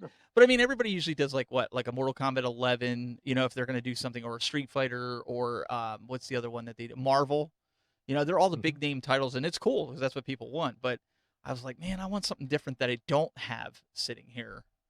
And I just figured Marble Madness would be kind of cool, So. And that's actually the route I went. I've actually ordered some custom graphics from Joe at Sabo's Arcade for my Legends Ultimate that is technically not an arcade game. So I went, I was like, well, I could go the standard route, but I'm like, it's a bit of a multi-cade. So I felt weird giving it just a one dedicated graphic. So I was like, I'll go a different route. So I went with something a little more unique. So I'll be interested to see you'll probably get your graphic, have it on for about 6 months before I get mine anyway. So we'll have to wait and see. and I think actually Joe, when he's doing his, I think it's even pre-cut. Am I wrong? I think he's made it so you don't have to trim around the sides. I've never gotten anything from Joe. Yeah, I don't know. Well, no, I mean for the arcade one-ups, you'd be still trimming the sides. But this one is so much bigger. I think he actually made it to where it's already pre-cut, and you just basically just put it on, and that's it. And I could be wrong, but I think Cool Toy may have more information. Pitbull's doing a Crystal Castles graphics set. He posted it. And good-looking cabinet. DB says, Steven, you're not yourself when you're hungry. Eat a Snickers. Yeah, you're probably right. That's true. Ask Ralph. Today's episode is sponsored by Snickers. Ask Ralph. Pitbull says, ask Ralph about Sabo to see if it's cut right to sub. I don't know. I don't know if that's. Yeah, there's no cutting involved. Joe sent me some pictures. Okay, cool. Lined up I'm making. That's good. I mean, the cutting. I mean, the cutting's not difficult. You can make a mistake, and it takes you time. I mean, you got a sharp razor blade, you're good. Exactly. Always got to use a sharp blade every time. But it's very cool that Joe like pre-cuts that, because it's definitely going to save a lot of people some headache messing it up. I mean, his vinyl that he uses is a really thick one, and it goes on really well. I have never seen it bubble putting it down. Top-notch It does stuff.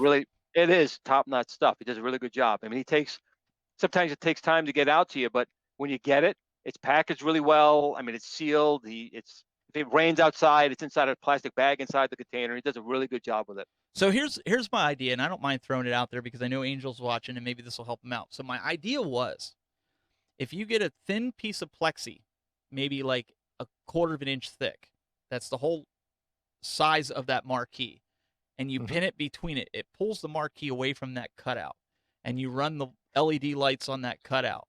It would light up the whole marquee without seeing that cutout. In theory, it should. I haven't tried it yet, but that's on a to-do list. So, in theory, you should be able to pull that marquee off at least a 1/4 of an inch with the Lexan, and then have the light go through it. Because what I'd like to do is possibly get like the Tech Buzz on the marquee, no matter what my graphics are, or do the Retro Buzz or something like that. Something that's unique. Because like you said, it's a multi-cade really, but I think the Marble Madness graphics would look really cool on the sides. But I don't know. You know, Angel, you're the guy when it comes to these marquees. And the other thing to keep light bleed, because I know that's what somebody's going to say, is what about light bleed? The same way that these guys are putting the black L-shaped trim, you could put that as well on it, and have it go down the back instead of the front. So it goes across the top and down the back. And that would prevent light bleed. Or just go across the top, however you want to do it.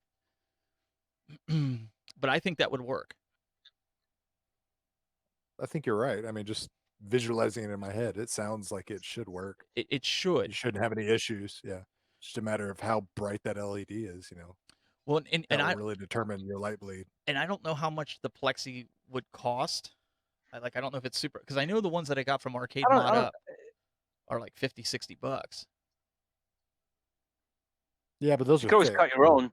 Right, those are very thick. You can make your own if you're handy. Well, so that's the thing. I don't know how thick it has to be in order to determine total light on it. So I thought about going to Home Depot and just getting it, because I know how to cut plexi. I have plexi bits and stuff that I used when I used to work in a machine shop. So I thought about cutting it and just doing it as a test to see if I could get that whole marquee to light up and just get the thickness right. Angel's calling back in, so maybe he's got an idea here. He's going to school you right now. Probably. That's okay. People are telling you to use Lexan instead of plexi. Oh, yeah, Lexan would be good. Yep. I would agree with that. But I think it would work. All right, we've got Angel back. What's up, bud? Hey, hold on. Let me lower my TV, because the TV ahead of you, the Facebook. There you go. All right. What I did was I did the plexi already for the At Games marquee, and it's just sitting there because when I gave one to one of the Facebook members as a test, they told me they needed to cut the frame in the back at least 1 inch all the way around, so that not only, like you said, not only did the words just shine, they weren't able to see the whole entire image that I gave them. So I do have, if I can flip this here, hold on a second. I don't even think I can. Let me turn the camera around. I do have if you guys can see that. Can you guys see that? Yeah. Okay, that is the plexi. It's about 1/4 thick of plexi, and that's the actual size for the At Games. And then with Tyler Goodman's image that he allowed me to keep using but not reselling. He said I can have it for myself because I bought it from him before. I was able to create this. I don't know if you guys can see it. Oh, yeah. Oh, very nice.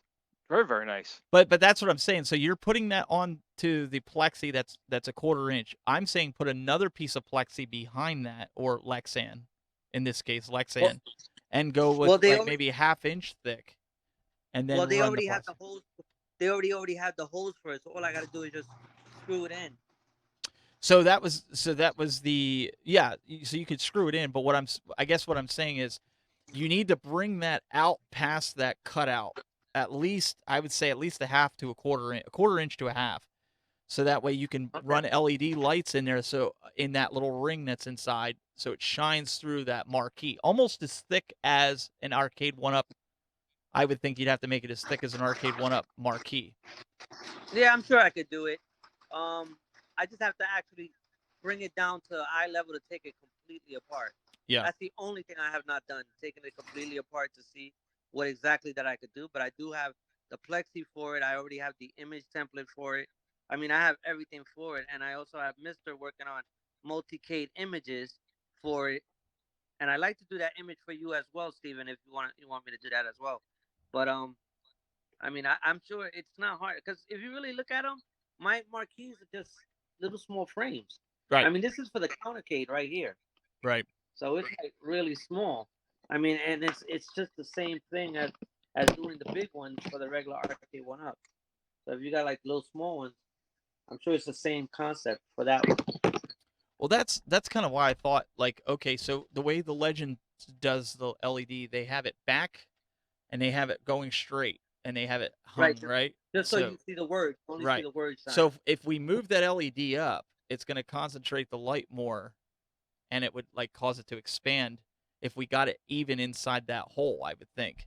And again, I have to play around with it to try it. I haven't even, Yeah, we're just talking theory right now. In theory, it should work, because I've played around with the arcade 1-ups with different angles, and I was like, oh, okay, so I get better light bleed out of it that way. Yeah, and as long as we keep it black all the way around, I don't think you get any light bleed coming out of the edges or anything like that. As long as it's a nice tight fit.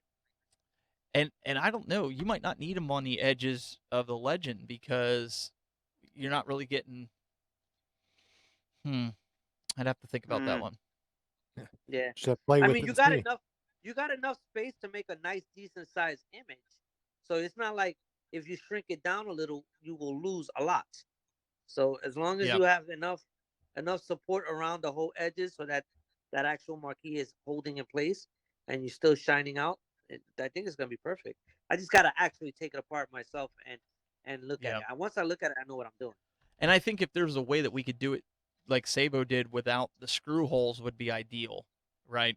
The screw holes where they have like 6 of them in the front or something like that. Yeah, that's what, like, that bugs me. But one thing that bugged me about it was that, I mean, it looks nice up there, but those screw holes, they should have been done differently. That's the one thing I always said from day one I didn't like in the marquee, was seeing those holes like that. And it detracts from the image. Yeah, it does. It really does. Unless you use an L bracket and screw it from either underneath or top. Well, that's what that's exactly what I was thinking. They could have done that. In fact, I would have went with the side, and then you just screw it fast from the underside. But again, I don't know what the process was that they were going for. Just come on over, everybody, and we'll work on it. Community project, yeah.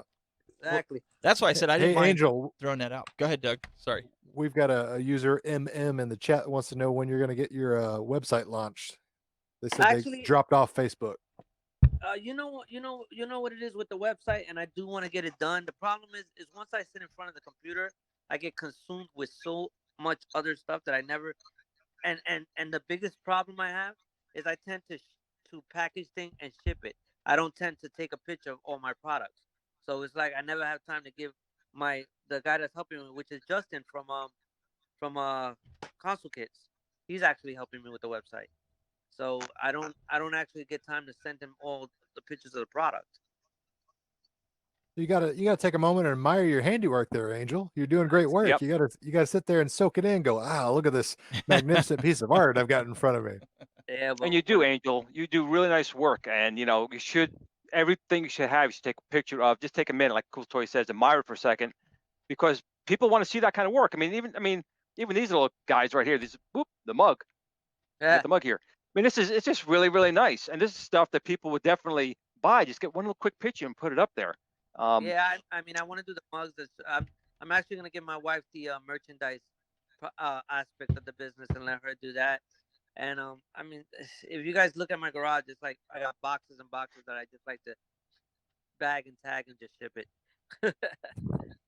So it's like I never have enough time. So the next question that should come up is, Glenn, when are you gonna launch your website? I don't know, my friend. When am I? I don't know. When are you?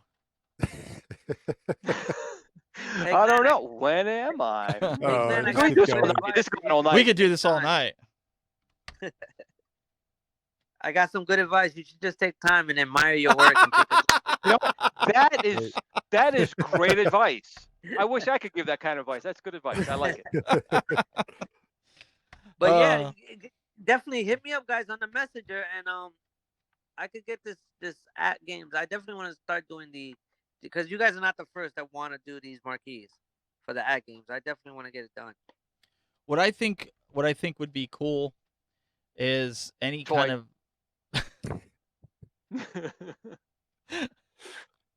toy boy, cool toy, whatever. Yeah, whatever. So good. Works. So good. I give up.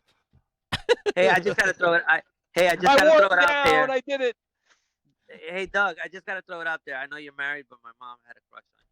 Hey, tell her I greatly appreciate it.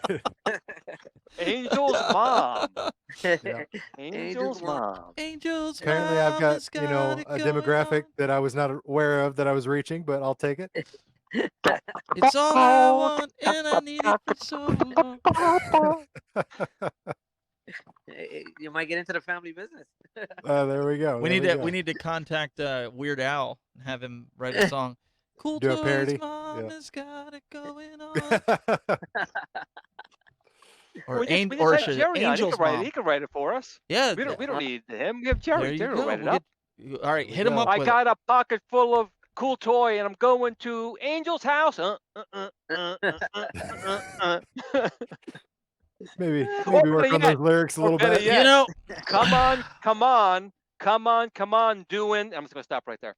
Yeah. It was Donkey Kong, but you know what I mean. Please do. Oh, we lost Steve, man. He's done. He's died. No. So when all this was going down, right? When Jerry was saying about when he said about hang on, I gotta pull this up. What he said about cool toy, sexy boy.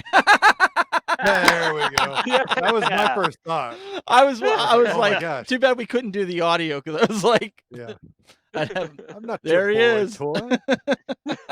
Yeah, because that was where my first thought went. That's where I went. Wrestling fan. I was like, oh man, I got the Shawn Michaels reference going on. There you go.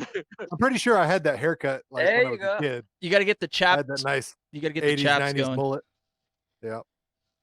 You can stay away from Scary Sherry. Gotta have the mullet. Yeah. Gotta have Sensational Sherry. Yep. Yeah, you don't need Scary Sherry. Just and that vest that covers nothing but the nipples. This is what people tune in to see on this show. Hey, I'm crying. This is an episode I'm crying an awful lot for, I tell you. No, but that'll be interesting. Angel, let us know what you come up with for the marquee, because so far I really like what Sabo did, where he had the lettering pop out, but for my taste, I'd also like the whole marquee to light up. Mm-hmm. I know it's a specific taste. Some guys might just want the lettering, and that's cool. But I also don't want stupid. I also don't want stupid menu music on my arcade. But hey. Some people may want music. Some people want mounds. Some want nuts. Some don't. Go ahead. Sometimes you feel like a nut, music, and sometimes you don't. No music. Go ahead, Glenn. Play it. I know you're dying to play it. Go ahead and play it. No, I got to switch that thing over there. Oh, but, darn. But it's on Pac-Man. I got Pac-Man playing there at least. Hey, Glenn, you want to go ahead and give us an update on your flight yoke for those that may have missed a post earlier? Oh, you know what? I totally forgot about that. So we still have 16 days left for the flight yoke. We already made the original backing of 30,000. I think the last time I checked. We already made it. Congratulations, by the way. Thank you. So any rebel scum out there that oh my God, I didn't even see that. So okay, we're at 39,000 now.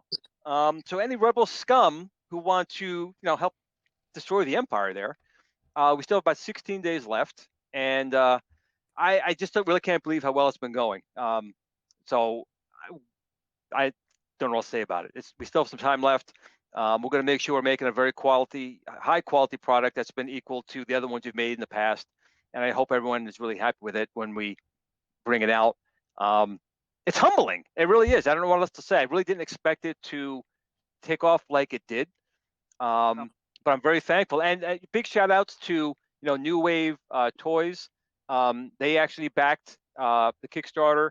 At Games did, and also trying to think of everyone else. There were so many people who backed it. Willie over at Arcade USA had backed up the Kickstarter. I don't want to say backed it up. Back that. Somebody backed it up. Yeah, so it's just really humbling when not only do people who say they enjoy your product back it, but actually other manufacturers of other types of classic games or products, manufacturers back your Kickstarter. That says a lot, and it's very humbling when it comes out. And I just can't wait to get in people's hands and enjoying it. It's a great product. I mean, I got your trackball. I have your spinner. I mean, I haven't actually installed them yet because I'm trying to make an ultimate cabinet made out of the Arcade 1-Up one, but I still have the original trackball that you put out and your spinner. I mean, it's still brand new in the box. Those are the best kind of endorsements. I love your product. I haven't tried it yet, but it's the best product. I love it. I need you in a commercial. Yeah. I know. Hey, he's like you, Glenn. I haven't installed it. Yeah, he bought it to collect and throw in a bag. Yeah, that's right. In a box. Look at that. It is perfect in a box. Perfect. Yeah. Hey, you can see my Glenn spinner and trackball all the way at the end arcade there. You see it glowing? Glowing green. It's glowing green. I use it. I love it. Best best thing I bought. The real big thing about it is the upgrade kit too. The upgrade? I have the upgrade kit. Not for, I mean, I just can't wait to get the other part. We have so many other projects coming down the pipeline. Hopefully this year, if not, it'll be 2021. But I really want to start getting these products out there because I want the modding community. There's so many things that people want to do, and games I want to play. They really can play right without them. So I'm just really thankful this Kickstarter went as well as it did, because that shows me that as we start making these other controllers for these other specific games, and there are some games controls are going to be making, not going to be like a joystick that everyone has to have. They'll be more specialized. So it's just good to know that people will back the Kickstarter. Oh, steering wheel is absolutely one with a gear shifter and gas brake clutch. Light gun, all the technology, we have it already. It's really just raising funds for the mold. Just get a Wii. It's just really amazing. Just get a Wii. Well, we don't want to listen. All that arcade. We want to make it look good. No. Listen, all that Legends arcade thing is just a TV.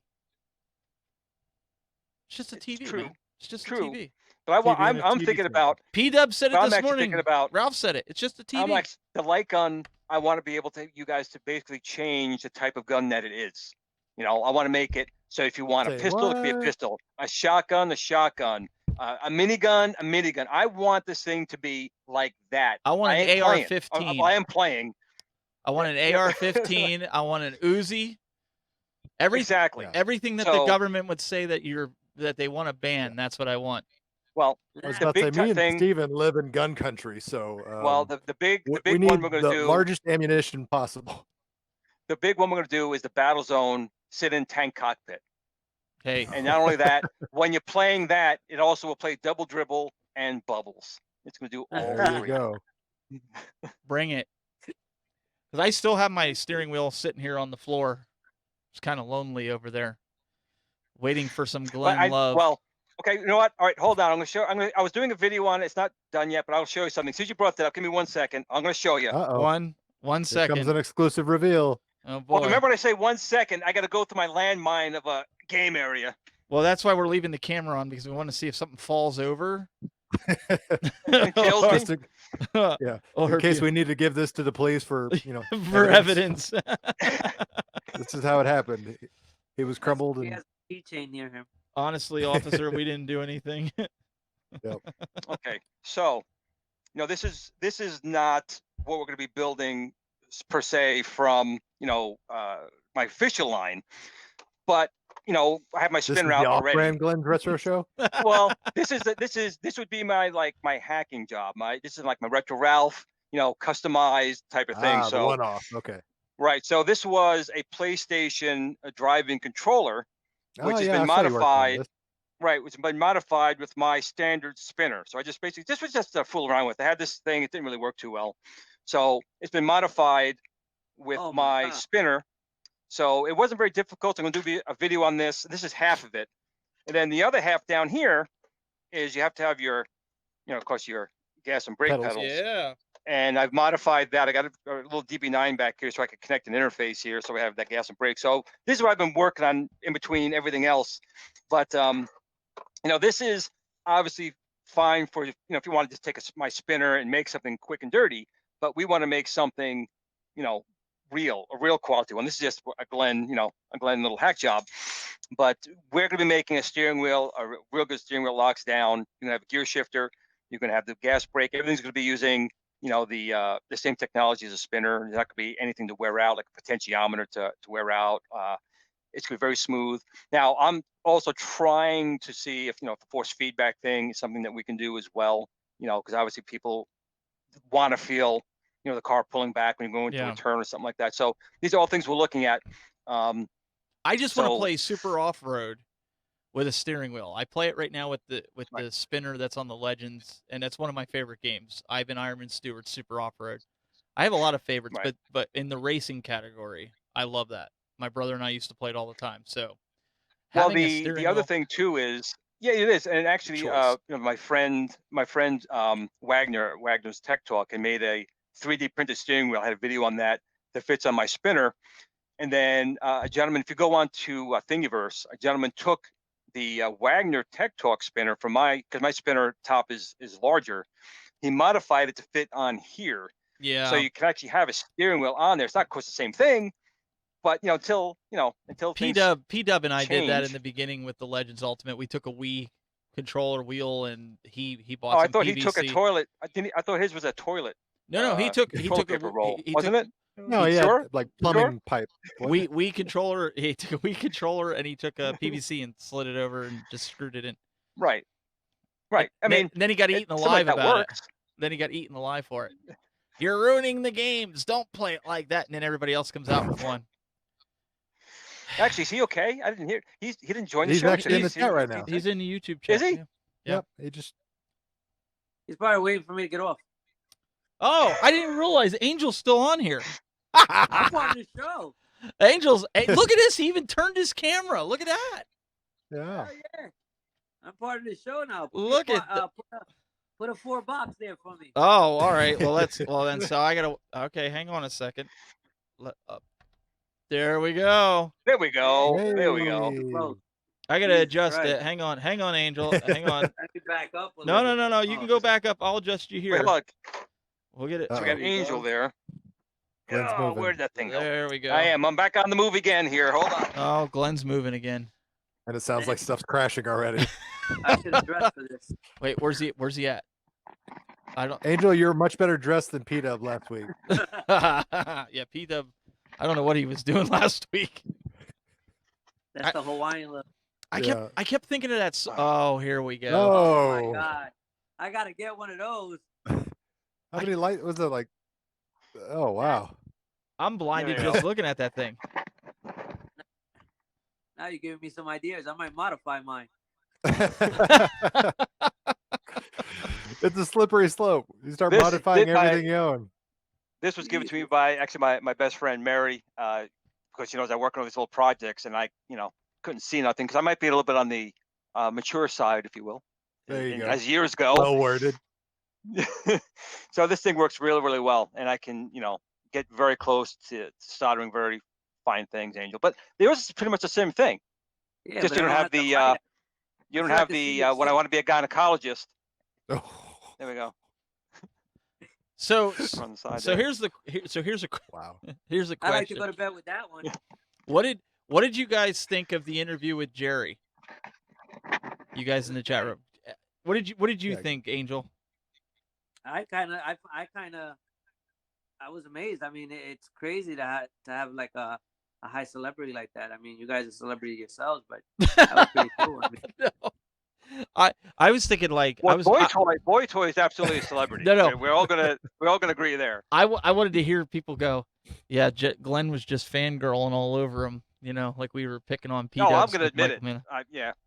Yep. I mean, rightfully he's someone so, that, as you know, when you're as a kid and you listen to that stuff, you always Sure. think about meeting these people, and now it's been ages later, and I actually had him on our show. I mean, to me, that it's hard not to. I mean, the guy did bring a lot of joy into my life. Just listen to that music.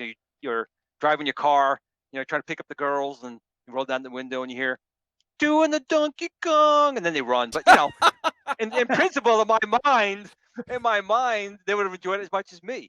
For some reason they didn't. It played out differently in your head. It totally did. I was like, hey, that'll be happening here. Here we go. Roll the window down. Hyperspace. And then they were gone. But, What was the car, Glenn, in your mind? Back then, I actually had a Ford Escort, but it was a GT. Oh, I was gonna say a Pinto, but okay. No. Gran Turismo Ford. My brother actually had the Gran Turismo, believe it or not, but I had a 1987 red Ford Escort GT. It looked beautiful. It had like one gerbil driving the thing, but it looked great. I had the louvers in the back, the windows were tinted, the bra on the front. It was a 1987 car, man. So can I tell you guys, since you guys are all like modding all this other stuff, and can I tell you about my mod that I did this week? Absolutely. You guys all saw the post that I got another streaming box, right?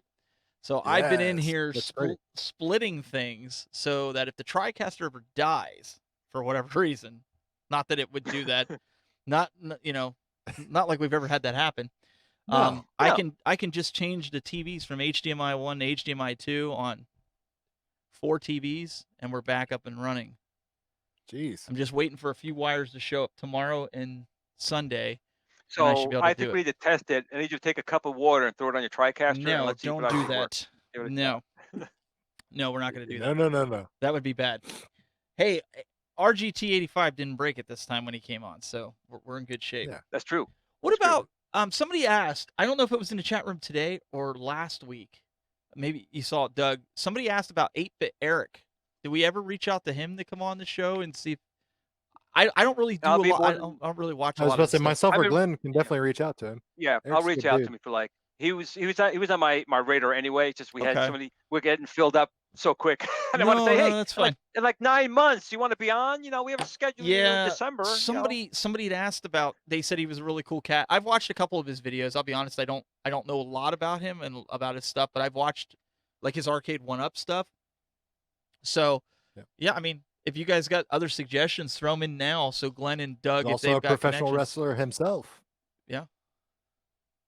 Well, we have 2 now. So when Stevie Richards comes back on, are you gonna be Jericho, or are we gonna do the boy toy for you? So we need to know this. To get an intro set up ahead of time. Because you had the whole Jericho thing going the last time. I get a lot of comments on my videos that say I look like John Cena, which I don't see it because the guy outweighs me by like 60 pounds of muscle. But no, I think you have Jericho. I think you have Jericho down. Like when you did your hair, you did when Stevie was on. The coif. Yeah. You had the young Jericho back when he was like, you just made the list. That's when you had that. Yeah, before he had the flowing hair that he has now. Yeah, well, in the early days, he did the Lion Tamer, the Lion Salt, and all that stuff when he was in WCW when he had the long hair. But no, I definitely I could picture you if you grew your hair out like the Shawn Michaels, not John Cena. I don't see the John Cena myself. There's other ones I've seen that I get compared to, but that one I've never really saw it myself. Yeah, I can't see John's a weird dude, man.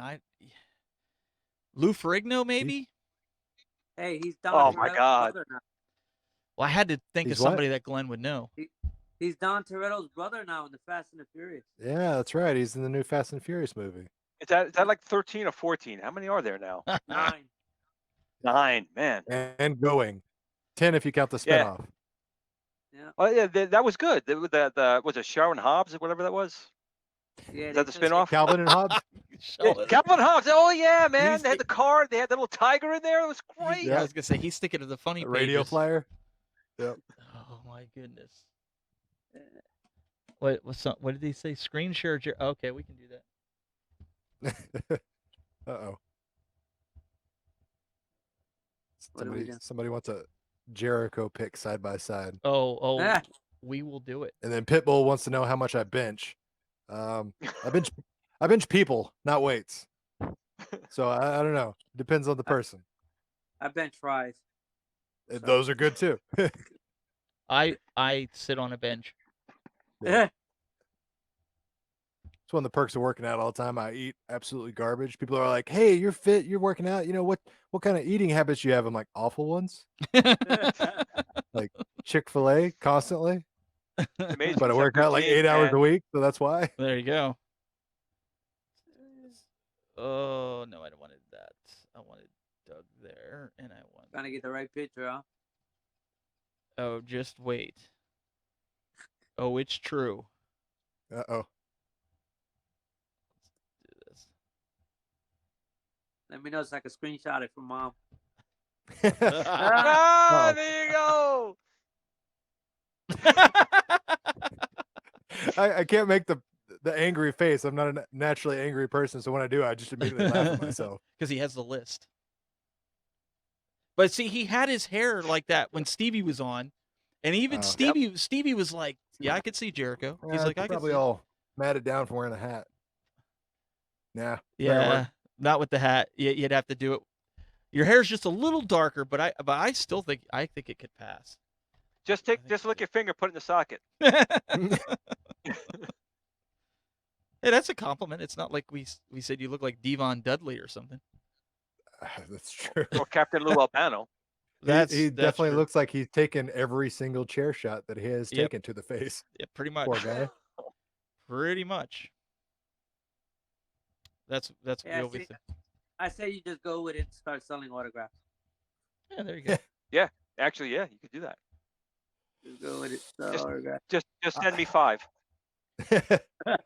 Hey, Glenn, you'll get your 5 as soon as I get my Glenn 5 8x10. Oh, you know what? I'm actually yep. Pitbull says, fair enough. Pitbull says, "Man, you all need to talk to me, LOL. I get your diet back on track." That's true. That dude is buff. You ever see him? He does. Dude's legit, man. He's got amazing physique. And I'm trying to say this nice. He's an older guy too, so it's even more impressive. Well, I mean, when you're computer nerds like we are, like I live on the internet because of my job, and I work in the studio here during the week, it's hard to eat good. Even though my wife tries to get me. I mean, she grew up, my father-in-law is a track coach, and she grew up eating right and stuff, and I'm kind of like, yeah, let's have pizza, let's go, And my metabolism probably like your Doug, it's fast, so like I can eat junk and it'll just burn off. She can't. I hate you both. So, like I could go eat a pizza right now, and then 2 hours later be hungry again. When we get to our age, our stomach just starts dragging. I'm 40, dude. What are you talking about when I get to your age? I'm about 48, man. It's just the worst. You're 8 years older. It's gonna catch up to you, Steven. Wait till you hit 42. Done. That's the magic number. Yep, 42. You're gonna wake up and go, ah! So Pitbull says MM says Big Papa Pump. That's who Pitbull is. And Pitbull goes, I'm a comic book guy, action figure guy, and arcade. Well, that's cool. Yeah, his wife is speaking of my heart right there. Yeah. He-Man and Steve Jobs mixed together. I wanted to ask you, Doug, because you just did a video on the Star Wars NES game. When I clicked on the link to go buy it, it went to a page of all just Star Wars stuff that it didn't have that particular game. Was that intentional? That's your only option. They did a pre-sale and it sold out. It was a limited run, hence the name. So the only way you can get them now is to either go to eBay or Amazon. So I thought it was. That's not the only way. True. It's not the only way. I'm giving away a copy because I bought two. Right. I was totally gonna. I bought this with the intent to have a Christmas giveaway, and it didn't ship and arrive until February. So my Christmas giveaway is now a Christmas in July or February, See, whatever. Glenn, February, Valentine's. I don't know. Glenn, I'm giving away a copy of it. I try to give him these lead-ins to pimp his giveaway. I don't like to self-promote. I'm sorry. I'm horrible about self-promotion. It's not about self-promote. What can I do for you? Listen, it's not about self-promotion. It's like people want to get in on this. Self-promotion. If you don't promote it, nobody else will. So talk about it. I'll pull the video up if people aren't subscribed, which I don't know why they wouldn't be, but you talk about it. Okay. Yeah. So Limited Run, they did this amazing little co-partnership with Lucasfilms Games, and they re-released the Game Boy, the NES versions of these classic games, as well as Nintendo 64. So things like Pod Racer, Star Wars Bounty Hunter for the PlayStation 4, all these amazing, like repackaged, re-envisioned releases of old games. So I bought 2 versions of their premium bundle, which is the NES version of Star Wars. Same game on the cartridge itself. It looks a little redesigned, comes in this beautiful carrying case, comes in this nice little book. You get the instruction booklet, you get some postcards, you get a collectible pin, you get a collectible coin, you get 2-sided poster. It's really cool stuff how they done. A really cool toy. But, it's just something I wanted to share with people because I think these are really cool, and I know a lot of people literally just buy this limited run stuff and then like flip it on eBay. That's just like what 50% of the people that buy this product does. Like the moment any kind of limited run release comes out, you can immediately go to eBay that same day and you'll see 10 different listings of people, jacking up the price 60% of what they just paid. Of course. And I'm not a big fan of that type of thing. I've never been a fan of scalpers mentality. So I bought one for myself and one that I made sure goes out to the community. That way somebody can actually enjoy this and get to experience it. And like I said, the game actually plays. It's not just a piece of art. You can actually put it in a Nintendo console and enjoy the game as it was meant to be enjoyed. But I think so. What do they have to do? Is it still like they didn't change the game itself though? It's the same like game. Yeah, same exact game. Nothing's different there. It just looks different because it's in a translucent blue case that has a limited run logo on the bottom of it. But other than that, it's the same exact game. So what do people have to do to win if they didn't sit and watch your video? Yeah, so to win, all you have to do is just go to that video and comment down below who your favorite Star Wars character is. I'm a massive Star Wars character nerd. I like to talk about fandom with fans of Star Wars, whether it be expanded universe or whatever. So I'm really just looking to communicate and engage with the audience and just talk Star Wars with my fellow nerds. So that's all you have to do. Go click on the video, share it, so other people can enter, and tell me who your favorite Star Wars character is. Does Baby Yoda count? Absolutely. I'm wearing a Baby Yoda hoodie in that video. Yeah. So I mean, I love Baby Yoda. He's awesome. Yeah, that's the one.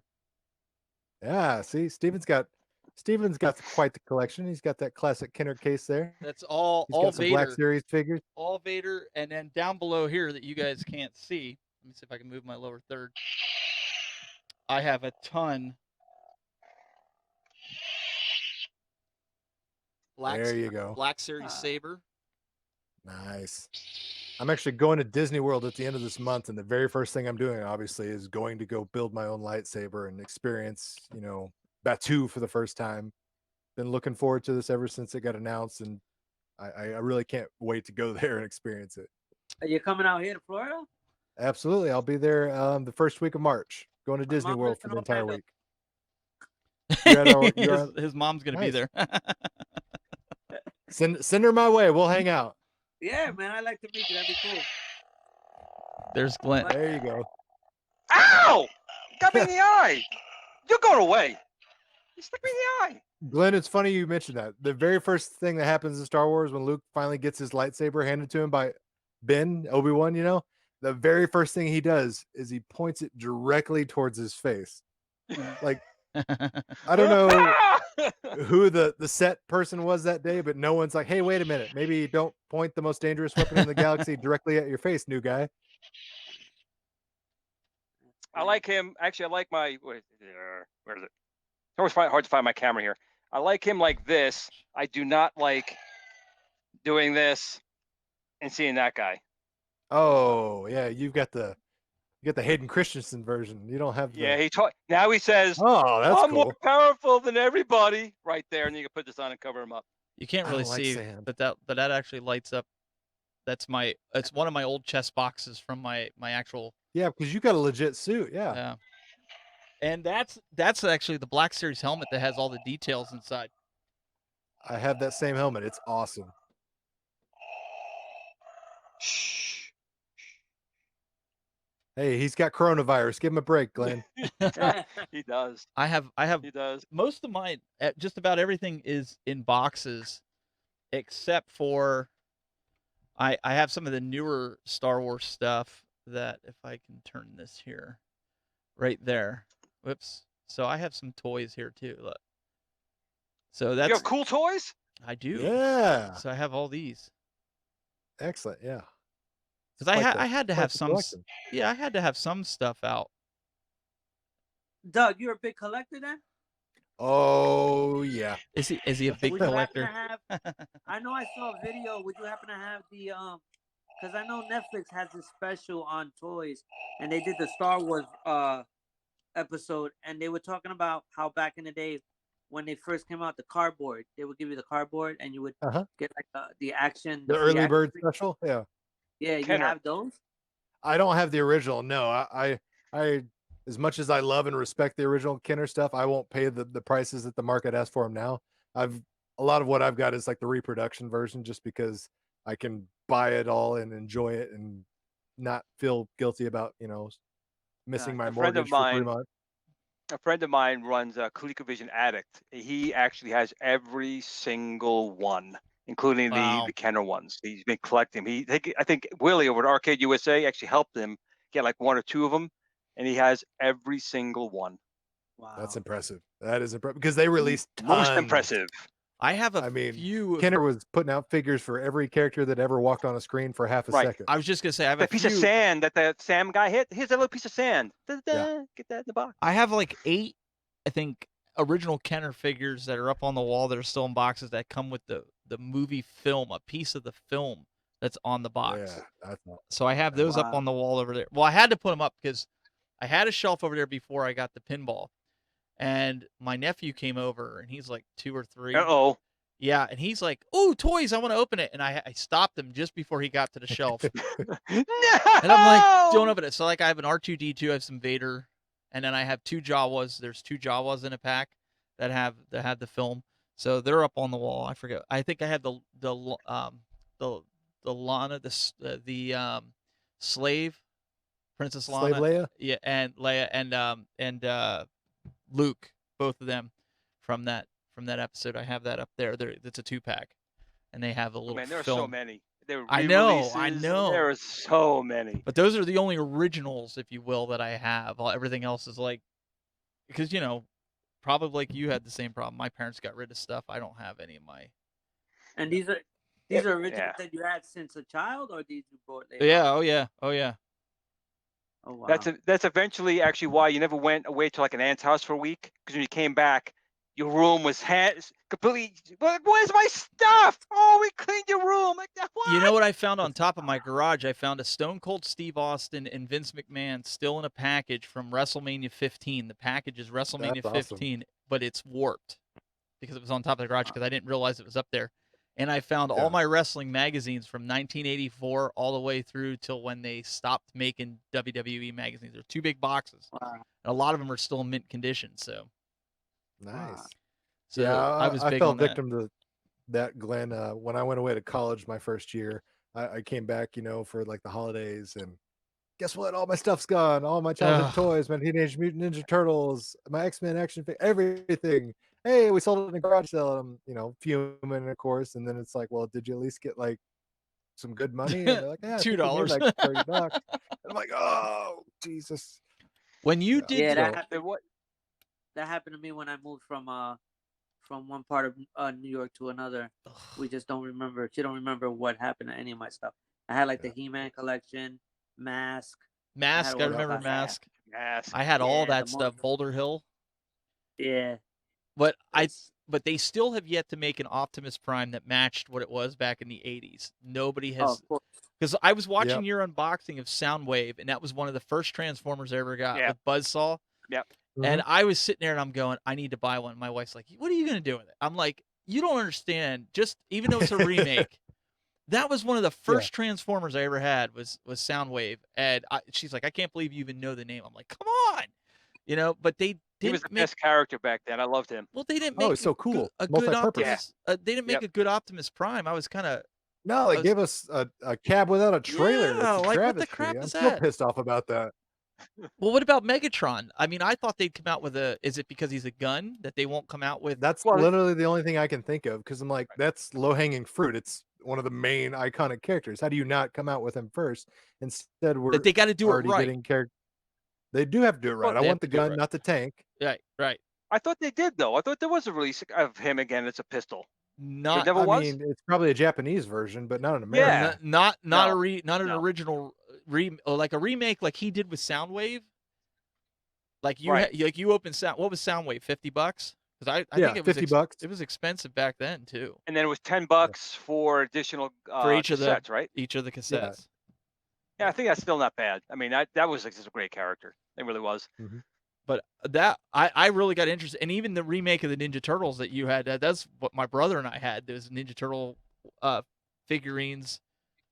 That the remake that you made. The colors are a little off, but yeah, I still thought they were, good nostalgia. Cool toys. Yeah. I was just excited to get them because of like the vest and like the waist belts and the weapons, because those are always the first things to go. Those little rubber straps that go around and everything. Mine from my original ones that I had got in a collection, they didn't last. Well, so it was nice to get some like replacement fill-ins. Donatello and Leonardo, when we were kids, my brother and I, we took our pocket knives and cut off the shoulder straps for them, so they all had the belts that went around, because that's how the cartoon was. They didn't have those stupid straps on them, so we cut them off. Yeah. They took a lot of liberties with some of those versions of the toys. No, I thought about buying a few here and there. Like I said, Soundwave was one of the Transformers. Like my son's got like Bumblebee, the newer ones and whatnot, but I'm like, that ain't Bumblebee. My Bumblebee had the little sticker that you rub and it tells you if he's an Autobot or Decepticon, and he's got mine this big. Has he got it? Has he got it? I can reach him. Oh. This guy. There you go. Let me go full screen. Wow. Yes. That's Bumblebee. Right. Not these big monster ones. Camaros. I can't think of the. I always liked this one just because it was easy to transform. And the red one, what was his name? Ironhide? No. Was it? Starscream? I'm bad with the names. The red. There was a. If it was a vehicle. It was a red, just the same size. Generation 1 would have been Ironhide. Maybe it was Ironhide. Same was as it a little Bumblebee. One or? Yeah, it was same as Bumblebee. Only it was red. Was it Gears? It was like a hatchback, right? It's like red and blue. Yeah, it was. I think it was a hatchback. So who? Chat room, tell me, who was it? Yeah, help us out. I can't think of the I can't think of one like that was red. There was a red one. I don't know if he might have even been a Decepticon. Well, that for the car, they didn't really have car Decepticons till maybe really it was later on. It was because he was even in the cartoon. It was Bumblebee, and I can't. That's how I remember in the cartoon. Right, and then they came out with the figure. Remember Jazz? You had Jazz, but he was white. You had Ironhide. He was red. He was like a minivan. Yeah, they always got the colors. But Ironhide was toys in the TV show. Wasn't Ironhide more like that? Well, we're gonna go out here and do this now, Bumblebee. Yeah, but that wasn't. Him, but that wasn't. That's not him. The car, no, the car was like a kid, just like Bumblebee was. That's gonna bother me. I do not remember that. Because I remember it wasn't one of those like Beast Wars or Generation type times. Lewis is even saying that he is right. There was a red one, and I can't think of the. It was Bumblebee and because it was Cliff Jumper. Yes. Oh. Yes. I couldn't. It still works. So because it was right around the time where they had the Dinobots and the Constructicons. Because I had the Dinobots, I had all the Dinobots, I had all the Constructicons that made the big. I forget what even his name was, but Devastator. So I had those. Right. I had Bumblebee, and I had there was a little truck. What was the little Transformers the movie tonight? What was the little truck that was a little bit bigger than Bumblebee? Maybe two Bumblebee lengths. The ambulance? No, it was a pickup truck, almost like Optimus Prime, except it didn't have the cab. It had a flatbed. Cup. That was Cup, but that was later on. I had him. I have no life. I had a Sorry, tank. guys. What was the tank? What was the tank that he came up?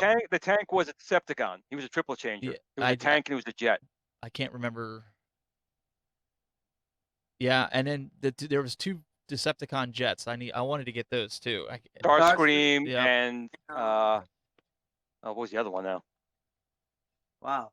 Well, luckily New York Toy Fair is just around the corner, so we're probably going to actually get some more reissues announced. Right. This Oh, really? is what they did last year.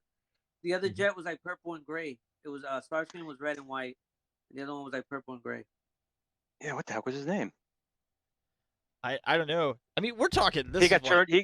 30 years ago. 1980s, man. 1984. 40, almost 30 years, and then I mean, trying to remember. Let's be real. They were like Pokemon. There was literally hundreds of them. So trying to get the name straight, Transformers, He-Man, and Mask are like my top, and then I had Thundercats.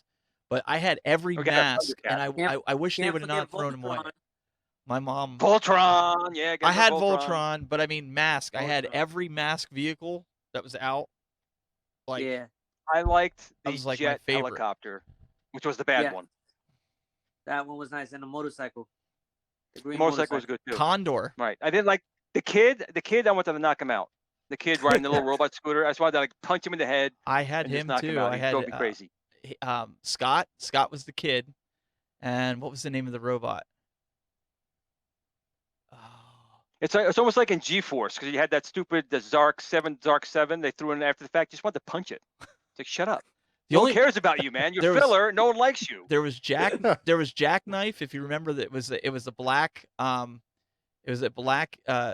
Jeep type thing. It was a black SUV truck. Yep, yeah. and the back popped up, and the guy sat in there with the bald head, and then there was Condor. Is that the one that became like a water sled or something like that? Came out of the back. No, that was Dusty, and I can't think of what his actual mask name was, but it was a Jeep that turned into a boat. And then you had Condor, which was the green helicopter or the green motorcycle crotch rocket that turned into helicopter. And then you had the bad guy who the red car was in the plane. No, that was Mask. He was the good guy. That was in the. It was almost like a Porsche. I'll tell you this, man. The '80s cartoons had the best soundtrack, like theme songs. Everybody had like a top-notch produced, full-on record quality theme song. Every single one of them was great. All of them. They were great. And that type of animation is gone too. I mean, I think Dick did a lot of them, or DIC. It was Dick. Yeah. Made a lot of those things, and it's just I mean, it's gotten good now too with CGI, but that style almost looked like crayon type of. Yeah, I mean, look at that. I mean, that was just really, really good. Amazing. And back then, they were violent, but of course, no one ever got hurt. But they were violent, and it's just they don't do that anymore. Not the same way, I guess. I don't know. It's just the storylines don't seem to be as fleshed out, I guess, sometimes as they do now. I don't know. But you could, if you could watch these old shows, you can't play the music because of copyright. Right. But this show was a really good show. It only lasted one season though. Mask. That's what I said. I had all these. I had all these toys. Mask. Yeah. Oh, this was. There he is. There's your buddy. Right There's your buddy. Right in the head. I'll take my Negan back to him. This was. I mean, these toys. My son would have loved these. Time. Oh, absolutely. There we go. This was my guy. He was a bad guy, but I dug him. See, there's Dusty. Here's the one. The boat. Yep, I love that one. That was one of. There's the black. There's Condor. I only remember certain ones, the names of them, anyways. Right. These are the best Well, you remember more than I do with this. Wow, I'm a little bit younger. It's just a little. Glenn, Eminem wants to know if you were watching Fat Albert back then. Yes, Fat Albert. Fat Albert, of course, everyone watched Fat Albert. I'm Bill Cosby. I'm slipping you some drugs. I was getting ready to say, not a lot of people admit to that now due to recent events, but. So Fat Albert and the Cosby Kids. There was other shows that most people remember, like there was Mighty Orbots, which was like a Voltron ripoff on Channel 7 in the morning. Everything got at least one season back then. It seemed like there was like a new cartoon every 6 months. Well, to be fair, wait a second. Back when I was a kid, though, before the Saturdays, which like the new episodes would start, they'd have a Friday night of like 2 hours on 2, 4, and 7, showing you all their previews of the new shows coming on. And man, it was like the Oscars for kids. Wait a second, though. To be fair, Voltron, Power Rangers ripped off Voltron. Of course. Oh, those brutes. I will 100% admit, like, I didn't realize that growing up because I'd missed out on Voltron. So I'm fully indoctrinated in Power Rangers. And then, like, as I grew up and learned, I was like, oh my God, that is a blatant ripoff. And then as I grow older and appreciate things, I can notice look up a show called The Mighty Orbots. They ripped them off first, well before Power Rangers. Everybody's ripped off everybody. Like Thundercats, Teenage Mutant Ninja Turtles, Biker Mice from Mars, Cowboys from Moo Mason. Like, everything is a ripoff of something else. But those are 80s ones. You don't care. You're just like, I want it all. Feed me more. Yep. Yeah, but they had a lot of diverse shows. You had Advanced Dungeons. Here it is. Is this it? The Mighty Orbots? Yep, it's Mighty Orbots. Yeah. So basically, you had this kid designed these robots. One had a specific skill, and that little tiny robot was actually the boss of them all. And one would be eating for power. He's the power generating one. The one girl could change her shape. Another one, I mean, each one had their own thing, and they formed the Mighty Orbot. And it was a complete Voltron ripoff. Just like the second Voltron that had like 50 cars in space that joined. They even Voltron go just like Voltron. They go close to the ground like that. Yep. And then you had, oh God, what is the other show called? Wait, do they do this? They didn't know. They had a totally different sound effect. Yeah. No, this one, yeah. GoBots and that's the funny thing. Transformers ripped off GoBots. Yep. Yet the Transformers is the one that took off, just like Oreo ripped off Hydrox with their cookie, and Hydrox was always thought of as a cheap imitation, and they went out and stopped. And Oreo is all we think about now. And Windows ripped off Xerox. I mean, it goes on and on. Oh yeah. I mean, I can't say Apple ripped off Xerox. People think they did, but Apple actually did not rip off Xerox. They actually paid in stock Xerox for the technology, but Microsoft ripped them off. But it was the best tagline that Bill Gates had. Steve, every car's got a steering wheel. No one claims that they invented the steering wheel, did they? And Jobs wanted to literally gut him from the stem to stern. 100%, yeah. And it was an inferior product. I still think Windows is an inferior product. However, it's the one I use more, so I don't use Apple. But Apple does it to themselves because they want to control everything. I mean, they could have. Well, Apple could have had the whole market. They could have had everything, but they wanted it to control hardware, to manufacturing, to that. Where Jobs, Bill Gates goes, you got $5 in a diode? Hey, we'll sell it to you. Sure, why not? And that's what went out. Just look at Android. Android's the same thing. You know, Apple really had the smartphones locked down. Android's like, hey, you got a diode and a buck? Don't even need the buck. Just take the diode. We'll give it to you for free. But okay. So let's go with that. Android came out with copy and paste first, and app stores. But when I do copy and paste on my phone, I don't have to do 6 steps to freaking copy something, and my apps actually work on my phone. Oh, I'm not gonna deny that Android has issues. I mean, that's no question about it. But when you look at it from today's point of view, like whether it's Android, Ultimate. Windows, or Apple, it doesn't matter. It's all running a Linux. So Linux went out anyway. Yeah, that's why it's getting hacked all the time. But actually, that's because of the manufacturer. Linux is actually the most secure OS. The problem is you have to lock it down the right way. No, it is. It is. But that's the problem when I used to have, I tried to go complete Google. I did. But the only way I would use it is if I had pure Android from Google, like I'd get a Google phone. Right. Or I would root the device because Samsung always put their crap on it, their bloatware. It's kind of like when you get Windows. When you get Windows from software programs from Dell, you just want to wipe it.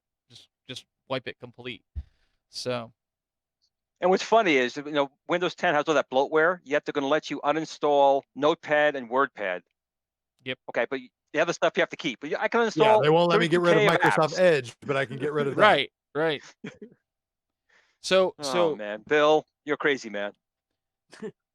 So maybe we should do a pop culture type show where we talk about retro cartoons and retro toys, and let Dougie lead that one. Well, remember, the retro buzz is retro. We cover it all. We actually could. You know what? How would you guys feel? Let's ask whoever's left listening to us banter. How would you feel like you three out there? No, what?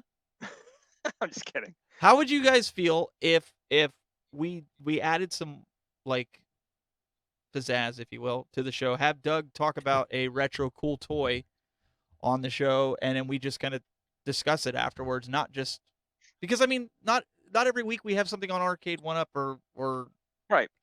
At games I love it. I mean, it's always a pleasure to talk about stuff that. If you look at my wall, I have from original He-Man to the remakes, to some of the Transformers. I have a good collection of Mortal Kombats. I mean, it's always a pleasure. I mean, toys. I think toys is what really brings the childhood, not just video games. Yeah. Right. You don't want you. I guess like Glenn, you want two copies. One you actually want to open and play with, and one you just want to have and hang up and just enjoy it. I that's think why I buy two. One for me, one for my son Cole. He never likes anything I buy, so I just happen to get it by default. Yeah, and then you just keep it around. Like my son, I usually buy two. He gets one to play with, and then eventually he'll get all these, But people are saying they'd love to do it. And the reason I'm throwing you at you, Doug, because you're the cool toy guy. You're the guy that's as long as you don't cool toy. As long as you don't mind doing it. I mean, do you mind doing it? No, that's fine. I absolutely love doing that stuff. That's why I never really wanted to peg my channel as just a like video game channel or an arcade channel. It's like I've got so many different loves and passions, toys and collectibles being one of them, that I never really wanted to pin myself into corners saying I can only create content around that. So I'd absolutely be ecstatic to talk about nerdy stuff and toys. Well, I think it would be cool. Like if and by default, I think we should. I mean, my show is Glenn's retro show. It just happened to always talk about video games, but I was never meaning to lock it in there. So I think it's a good idea, Steve, and I think we should. We can branch it out because it's the retro buzz. But even buzzing about retro. But even stuff like you just did today with Jerry, that it wasn't necessarily all video games, but it was a retro. It was something nostalgia for you and maybe some of the other viewers. Right. Even though Doug and I both might have been just like, well, yeah, it's cool he's here, but we didn't really experience that. I appreciate it for the historical aspect of it. Like absolutely. I know how significant it was. Like I'm a history nerd by default. So anything that like tells me more about the lore and like the history of things, backstory. Like I said, Glenn's got that. I would probably own. I'm a vinyl collector myself. If I could find an original copy of that, I absolutely would do that because I've listened to that album and it's freaking great. So here's what you got to do. If any companies are watching right now, you got to send Doug some new toys that are retro. So he can come on here and say, "Hey guys, so this is cool. They're doing a remake of this. What do you guys think of that?" And I think that'd be great. People are saying it in the chat room; they'd love that. So and Glenn, maybe even some other retro stuff that we can come up with. And I got. I mean, I'm not quite like Cool Toy. I have a couple of things, but he's got me beat by a mile. But I definitely have some things. I think we should show video of Glenn crawling around into his workspace with a headlamp with that headlamp on that he has. Trying to find his way through trying to find his way through the retro. I have my got my Star Wars, but I also have other things like my show I grew up with was Space 1999. I got a lot of these dinky, there you go. These are metal spaceships on here. This is a good show. If you ever heard of it, it was a 75, 76 show starring Martin Landau and Barbara Bain. Star Trek had gotten canceled in like 68. So in 74, this was the most expensive TV show. It was $100,000 an episode in 75. Wow. And it was basically about there was a base on the moon, and we were dumping all this nuclear waste on the moon. And one day, it couldn't happen for real, but this nuclear waste exploded and actually pushed the moon out of the Earth's orbit. So they were stranded on the moon. And unlike Star Trek, they couldn't go wherever they wanted to. They were forced to go wherever the moon was going. But they had these little ships called Eagles. And these things, I love these things. And it was a good show. It only lasted 2 seasons. But Jason says Glenn can talk about the sticks that he played with when he was a kid. Well, listen, back in my day, you only had rocks and sticks and dirt. That's all you had. Sorry, I saw on Facebook. Derek says I grew up in the pet rock area, and I was around. Derek says that they need to do a release of the classic Voltron that isn't $10 billion. Nice die-cast version. That'd be sweet. I agree. You know what's really good for a Voltron fan is, and I just got one, is the Lego one. Oh, yeah. Yeah, that thing looks amazing. I've been wanting to get that one. Yeah, I actually took 5 days to build it because I wanted to enjoy each line as I built it. So that was amazing. That was an amazing thing to get. How many pieces was that? Oh wow! I wish I could remember. I know it was a lot. I mean, and he builds. You can build the actual robot afterward. So it's like you get the individual lines, and you can build the actual big robot. I do have it showcased in the room. That's like I always liked the Black Lion, my favorite one. They need to come out with affordable remakes of the real Ghostbusters. Oh, there we go. That's something that hasn't got any classic. attention. Yeah, maybe with the new movie coming out this summer. Yeah. Because I had a lot of those too, because I was really big into it. I'm sure most of you guys, or at least Doug had them. But like the race stands and the like nice. I've seen some of these. I've seen some of these remakes, but they're like $25. So if you want all 4 of them, you're just spending like $100. $100, yeah. But these, but it's not horrible. I mean, that looks like a pretty good quality figure there. It is, but it's not like the original. It's not like the original, the 80s version of it. Yeah, like Hasbro with Star Wars, they've been re-releasing ones that are like identical to the 70s and the 80s. Yes, and, they look like the original toy. Slight variations so people don't knock them off. But other than that, like these are new versions, like what NECA does. NECA does like hyper realized versions of Teenage Mutant Ninja Turtles figures that look just like the cartoon, but they don't necessarily look like the original Playmates action figures. Like those. I mean, they're crappy as all get out, but you know what? I would buy a remake of them and keep it in the package. I would get like the Ecto Slime. Like here's Venkman. Look how like the crappy proton packs that always broke. The stream that would break off and the handle that mine broke off. I think the first week I had it, but they just snapped the backpacks onto the back. But look what they want for it, $60. Jesus. But we had that. I had the Ecto 1, I had the Ecto 2, the Ecto 3, the man, I wish I had all that stuff still. I had the Firehouse. There's a ton of stuff we had that we wish we could get back. It's in the landfill somewhere. All of it. No, it's sitting on eBay right now. It's where I know. The Transformers went to my parents' garage sale. Transformers would have been what to keep because they were metal. I mean, those Transformers were metal.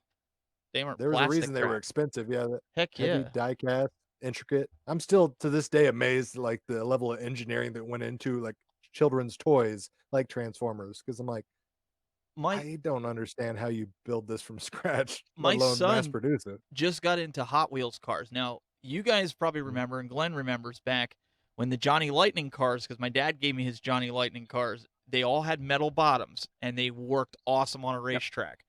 When I was a kid, all the Hot Wheels had metal bottoms. That's how you could tell the difference between the Hot Wheels and the Matchbox, because Matchbox was always plastic bottoms, and they're garbage. Right. But they were nice to look at. Now, Hot Wheels has all plastic bottoms. There's not even one piece of metal on them. You were able to unscrew the bottom piece off. Yep. You're able to see the steering wheel, the seats, and everything. Not anymore. They look like the Hot Wheels cars that my son's got, that he got for Christmas, they look like dollar store cars from what I would have considered dollar store cars versus the metal frames of the Hot Wheels that I had as a kid. Now you step on them, you're going to smash everything. Well, they didn't have dollar store cars, but I mean, they were like $1 Matchbox Hot Wheels when I was growing up. But then they had the the 25-cent cars, and those were literally they were bad. Yeah, they were real trash. Yeah, he's so like the racetracks nowadays too, aren't? No, you're right. They're not good. No, those things used to double as like the most fearsome weapon. Me and my friends, if anyone got cross and upset with somebody, they would take apart the Hot Wheels track and it would double as a baseball bat, a lightsaber, just a pure whip. I mean, I can feel that as soon as I thought about them, I can instantly feel that snap. We used to leave the Hot Wheels track. We used to leave the back of my skin. We used to leave the tongues in them because they had the little ripples on them. Yeah, they'd leave welts. The skin right off you. You start whipping guys with it. That'll learn you. You get in trouble. You hide your toys because your mom found something. Right.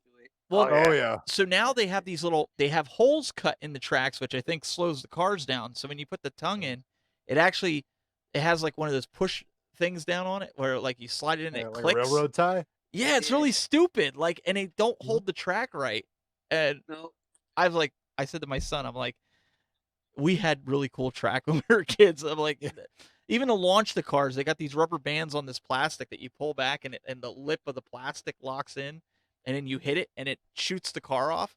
We actually had like Speed Shift 5000, where you shift the thing, and the car goes around and has a plastic arm that whacks the car. I'm like, this is garbage. Like, yep. Sometimes technology fails. Man, I don't know if you guys remember the pullback motorcycle that had like the helmet with the string. Oh yes, and it did wheelies. I found one of those years ago after I broke my original one, and I have it displaying there. I mean, you pull the helmet till the wheel kept spinning really, really fast, and then you let it go, and it just fly through the whole house until your mom got caught in it. Do you remember this? No, I did. I definitely had the old Evel Knievel one. We had the motorcycle. You put it on a stand. You just went. You turn this thing, and you hit it. And all right, let's see if you guys remember this. You ready? Oh, here we go. Oh yeah. Oh, Willie over at Arcade USA and Steven collect these things all the time. That's the claw one, right? Yeah, that's the animal. Yeah. I had this. This is awesome. The animal. The animal. Oh, the animal. The animal. Can anything stop the animal? Everybody thought this was like the greatest truck in the world. Oh, absolutely. I wish my car had them on there in the snow. Yeah. It was Galoob. That was a great toy. They're probably worth a lot of money if you do have one.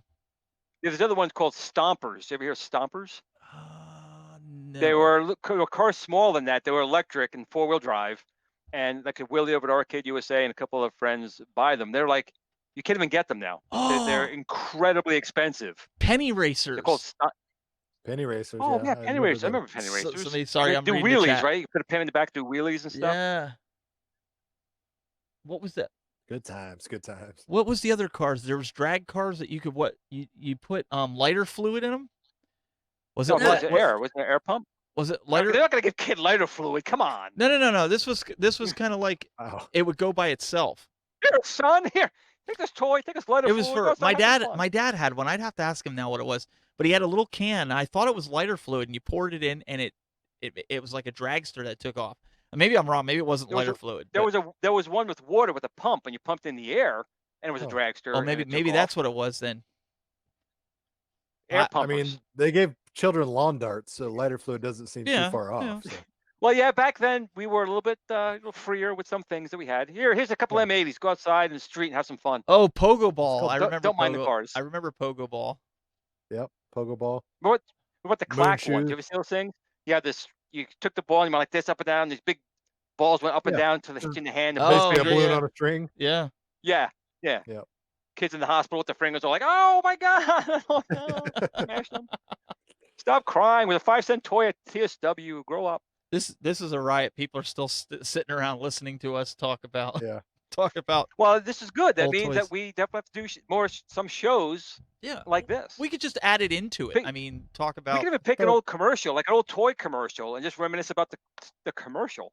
I go down that rabbit hole too often on YouTube. Like I'm like, hey, what was that? And I pull it up, and then 3 hours have passed, and I'm like, oh, I was supposed to do something today.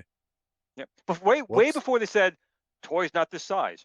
Toy doesn't actually talk. It just you just had the toy battery's not included. That was it. Right. Battery's not included. Big Tracks. I don't know if you guys remember that. That was awesome, and they were worth a lot of money today. It was basically a tank with a keypad on the back, and you program the moves of the tank.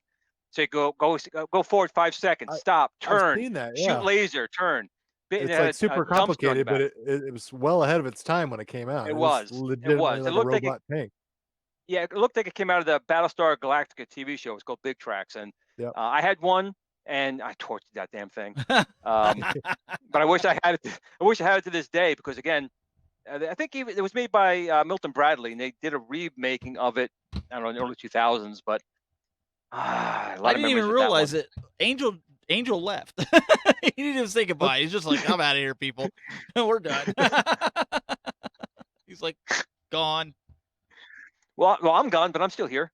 No, I'm gonna get you. Hey, you're back. I have to get you fixed here. But we're gonna have to wrap it. I do need to eat. Yeah, you need some food. I need some food, you guys. I haven't eaten all day. The Donger need food. And I have to get everything. What's the movie? I'll get everything uploaded. It'll probably take me about 20 minutes. So if you missed the first part, Glenn, myself, Doug, we'll all have it up there. You guys can go watch it. And YouTube and Facebook are archiving the post show. So if you guys got into this, go back and watch it on that. But yeah, if you guys like this, I don't see why not. Let Doug lead up the discussion, pull up some toys, and maybe Glenn, even some other electronics that you can come up with that are retro that maybe we could do a segment to talk about. We have multiple years worth of product I think to it would still be talk fun. about, guys. We're only 11 episodes in. We got tons of time. I think it would. I think it'll break up the monotony of stuff sometimes, and I don't know. See where it goes. Continue evolving. I'll bring out my Chitara from Thundercats. I still have her Chitara. Oh man, I need to go back to my Hey, my she was a dad's good-looking house. cat. Yeah. On that note, we're gonna go before he starts going down this road. No, but seriously, we're gonna start getting in at. Hit up Glenn, hit up Doug if you have any suggestions for guests that fall into the retro space, because Glenn and Doug have been graciously scheduling everybody, getting everybody together. We do have a calendar now. I don't know if Glenn made it public yet. Did you make it public that people can? No, I think that'll be the next phase. Okay. Probably to make once people can see who's coming on the show. So we are booked all the way through. It sounds like till the end of February right now. Well, if we start including this retro gaming stuff, we'll be booked up. Yeah, we're just booked. But if you do want to get on, someone wants to get on, definitely hit us up, and we can consider it. Absolutely. Yeah. So I mean, P-Dub's been on here, so pretty much anyone can get on, right? There you go. All right, guys. Well, we're gonna go dark, and we'll see you next week for for At Games. Have a good night, guys. See what they have. Valentine.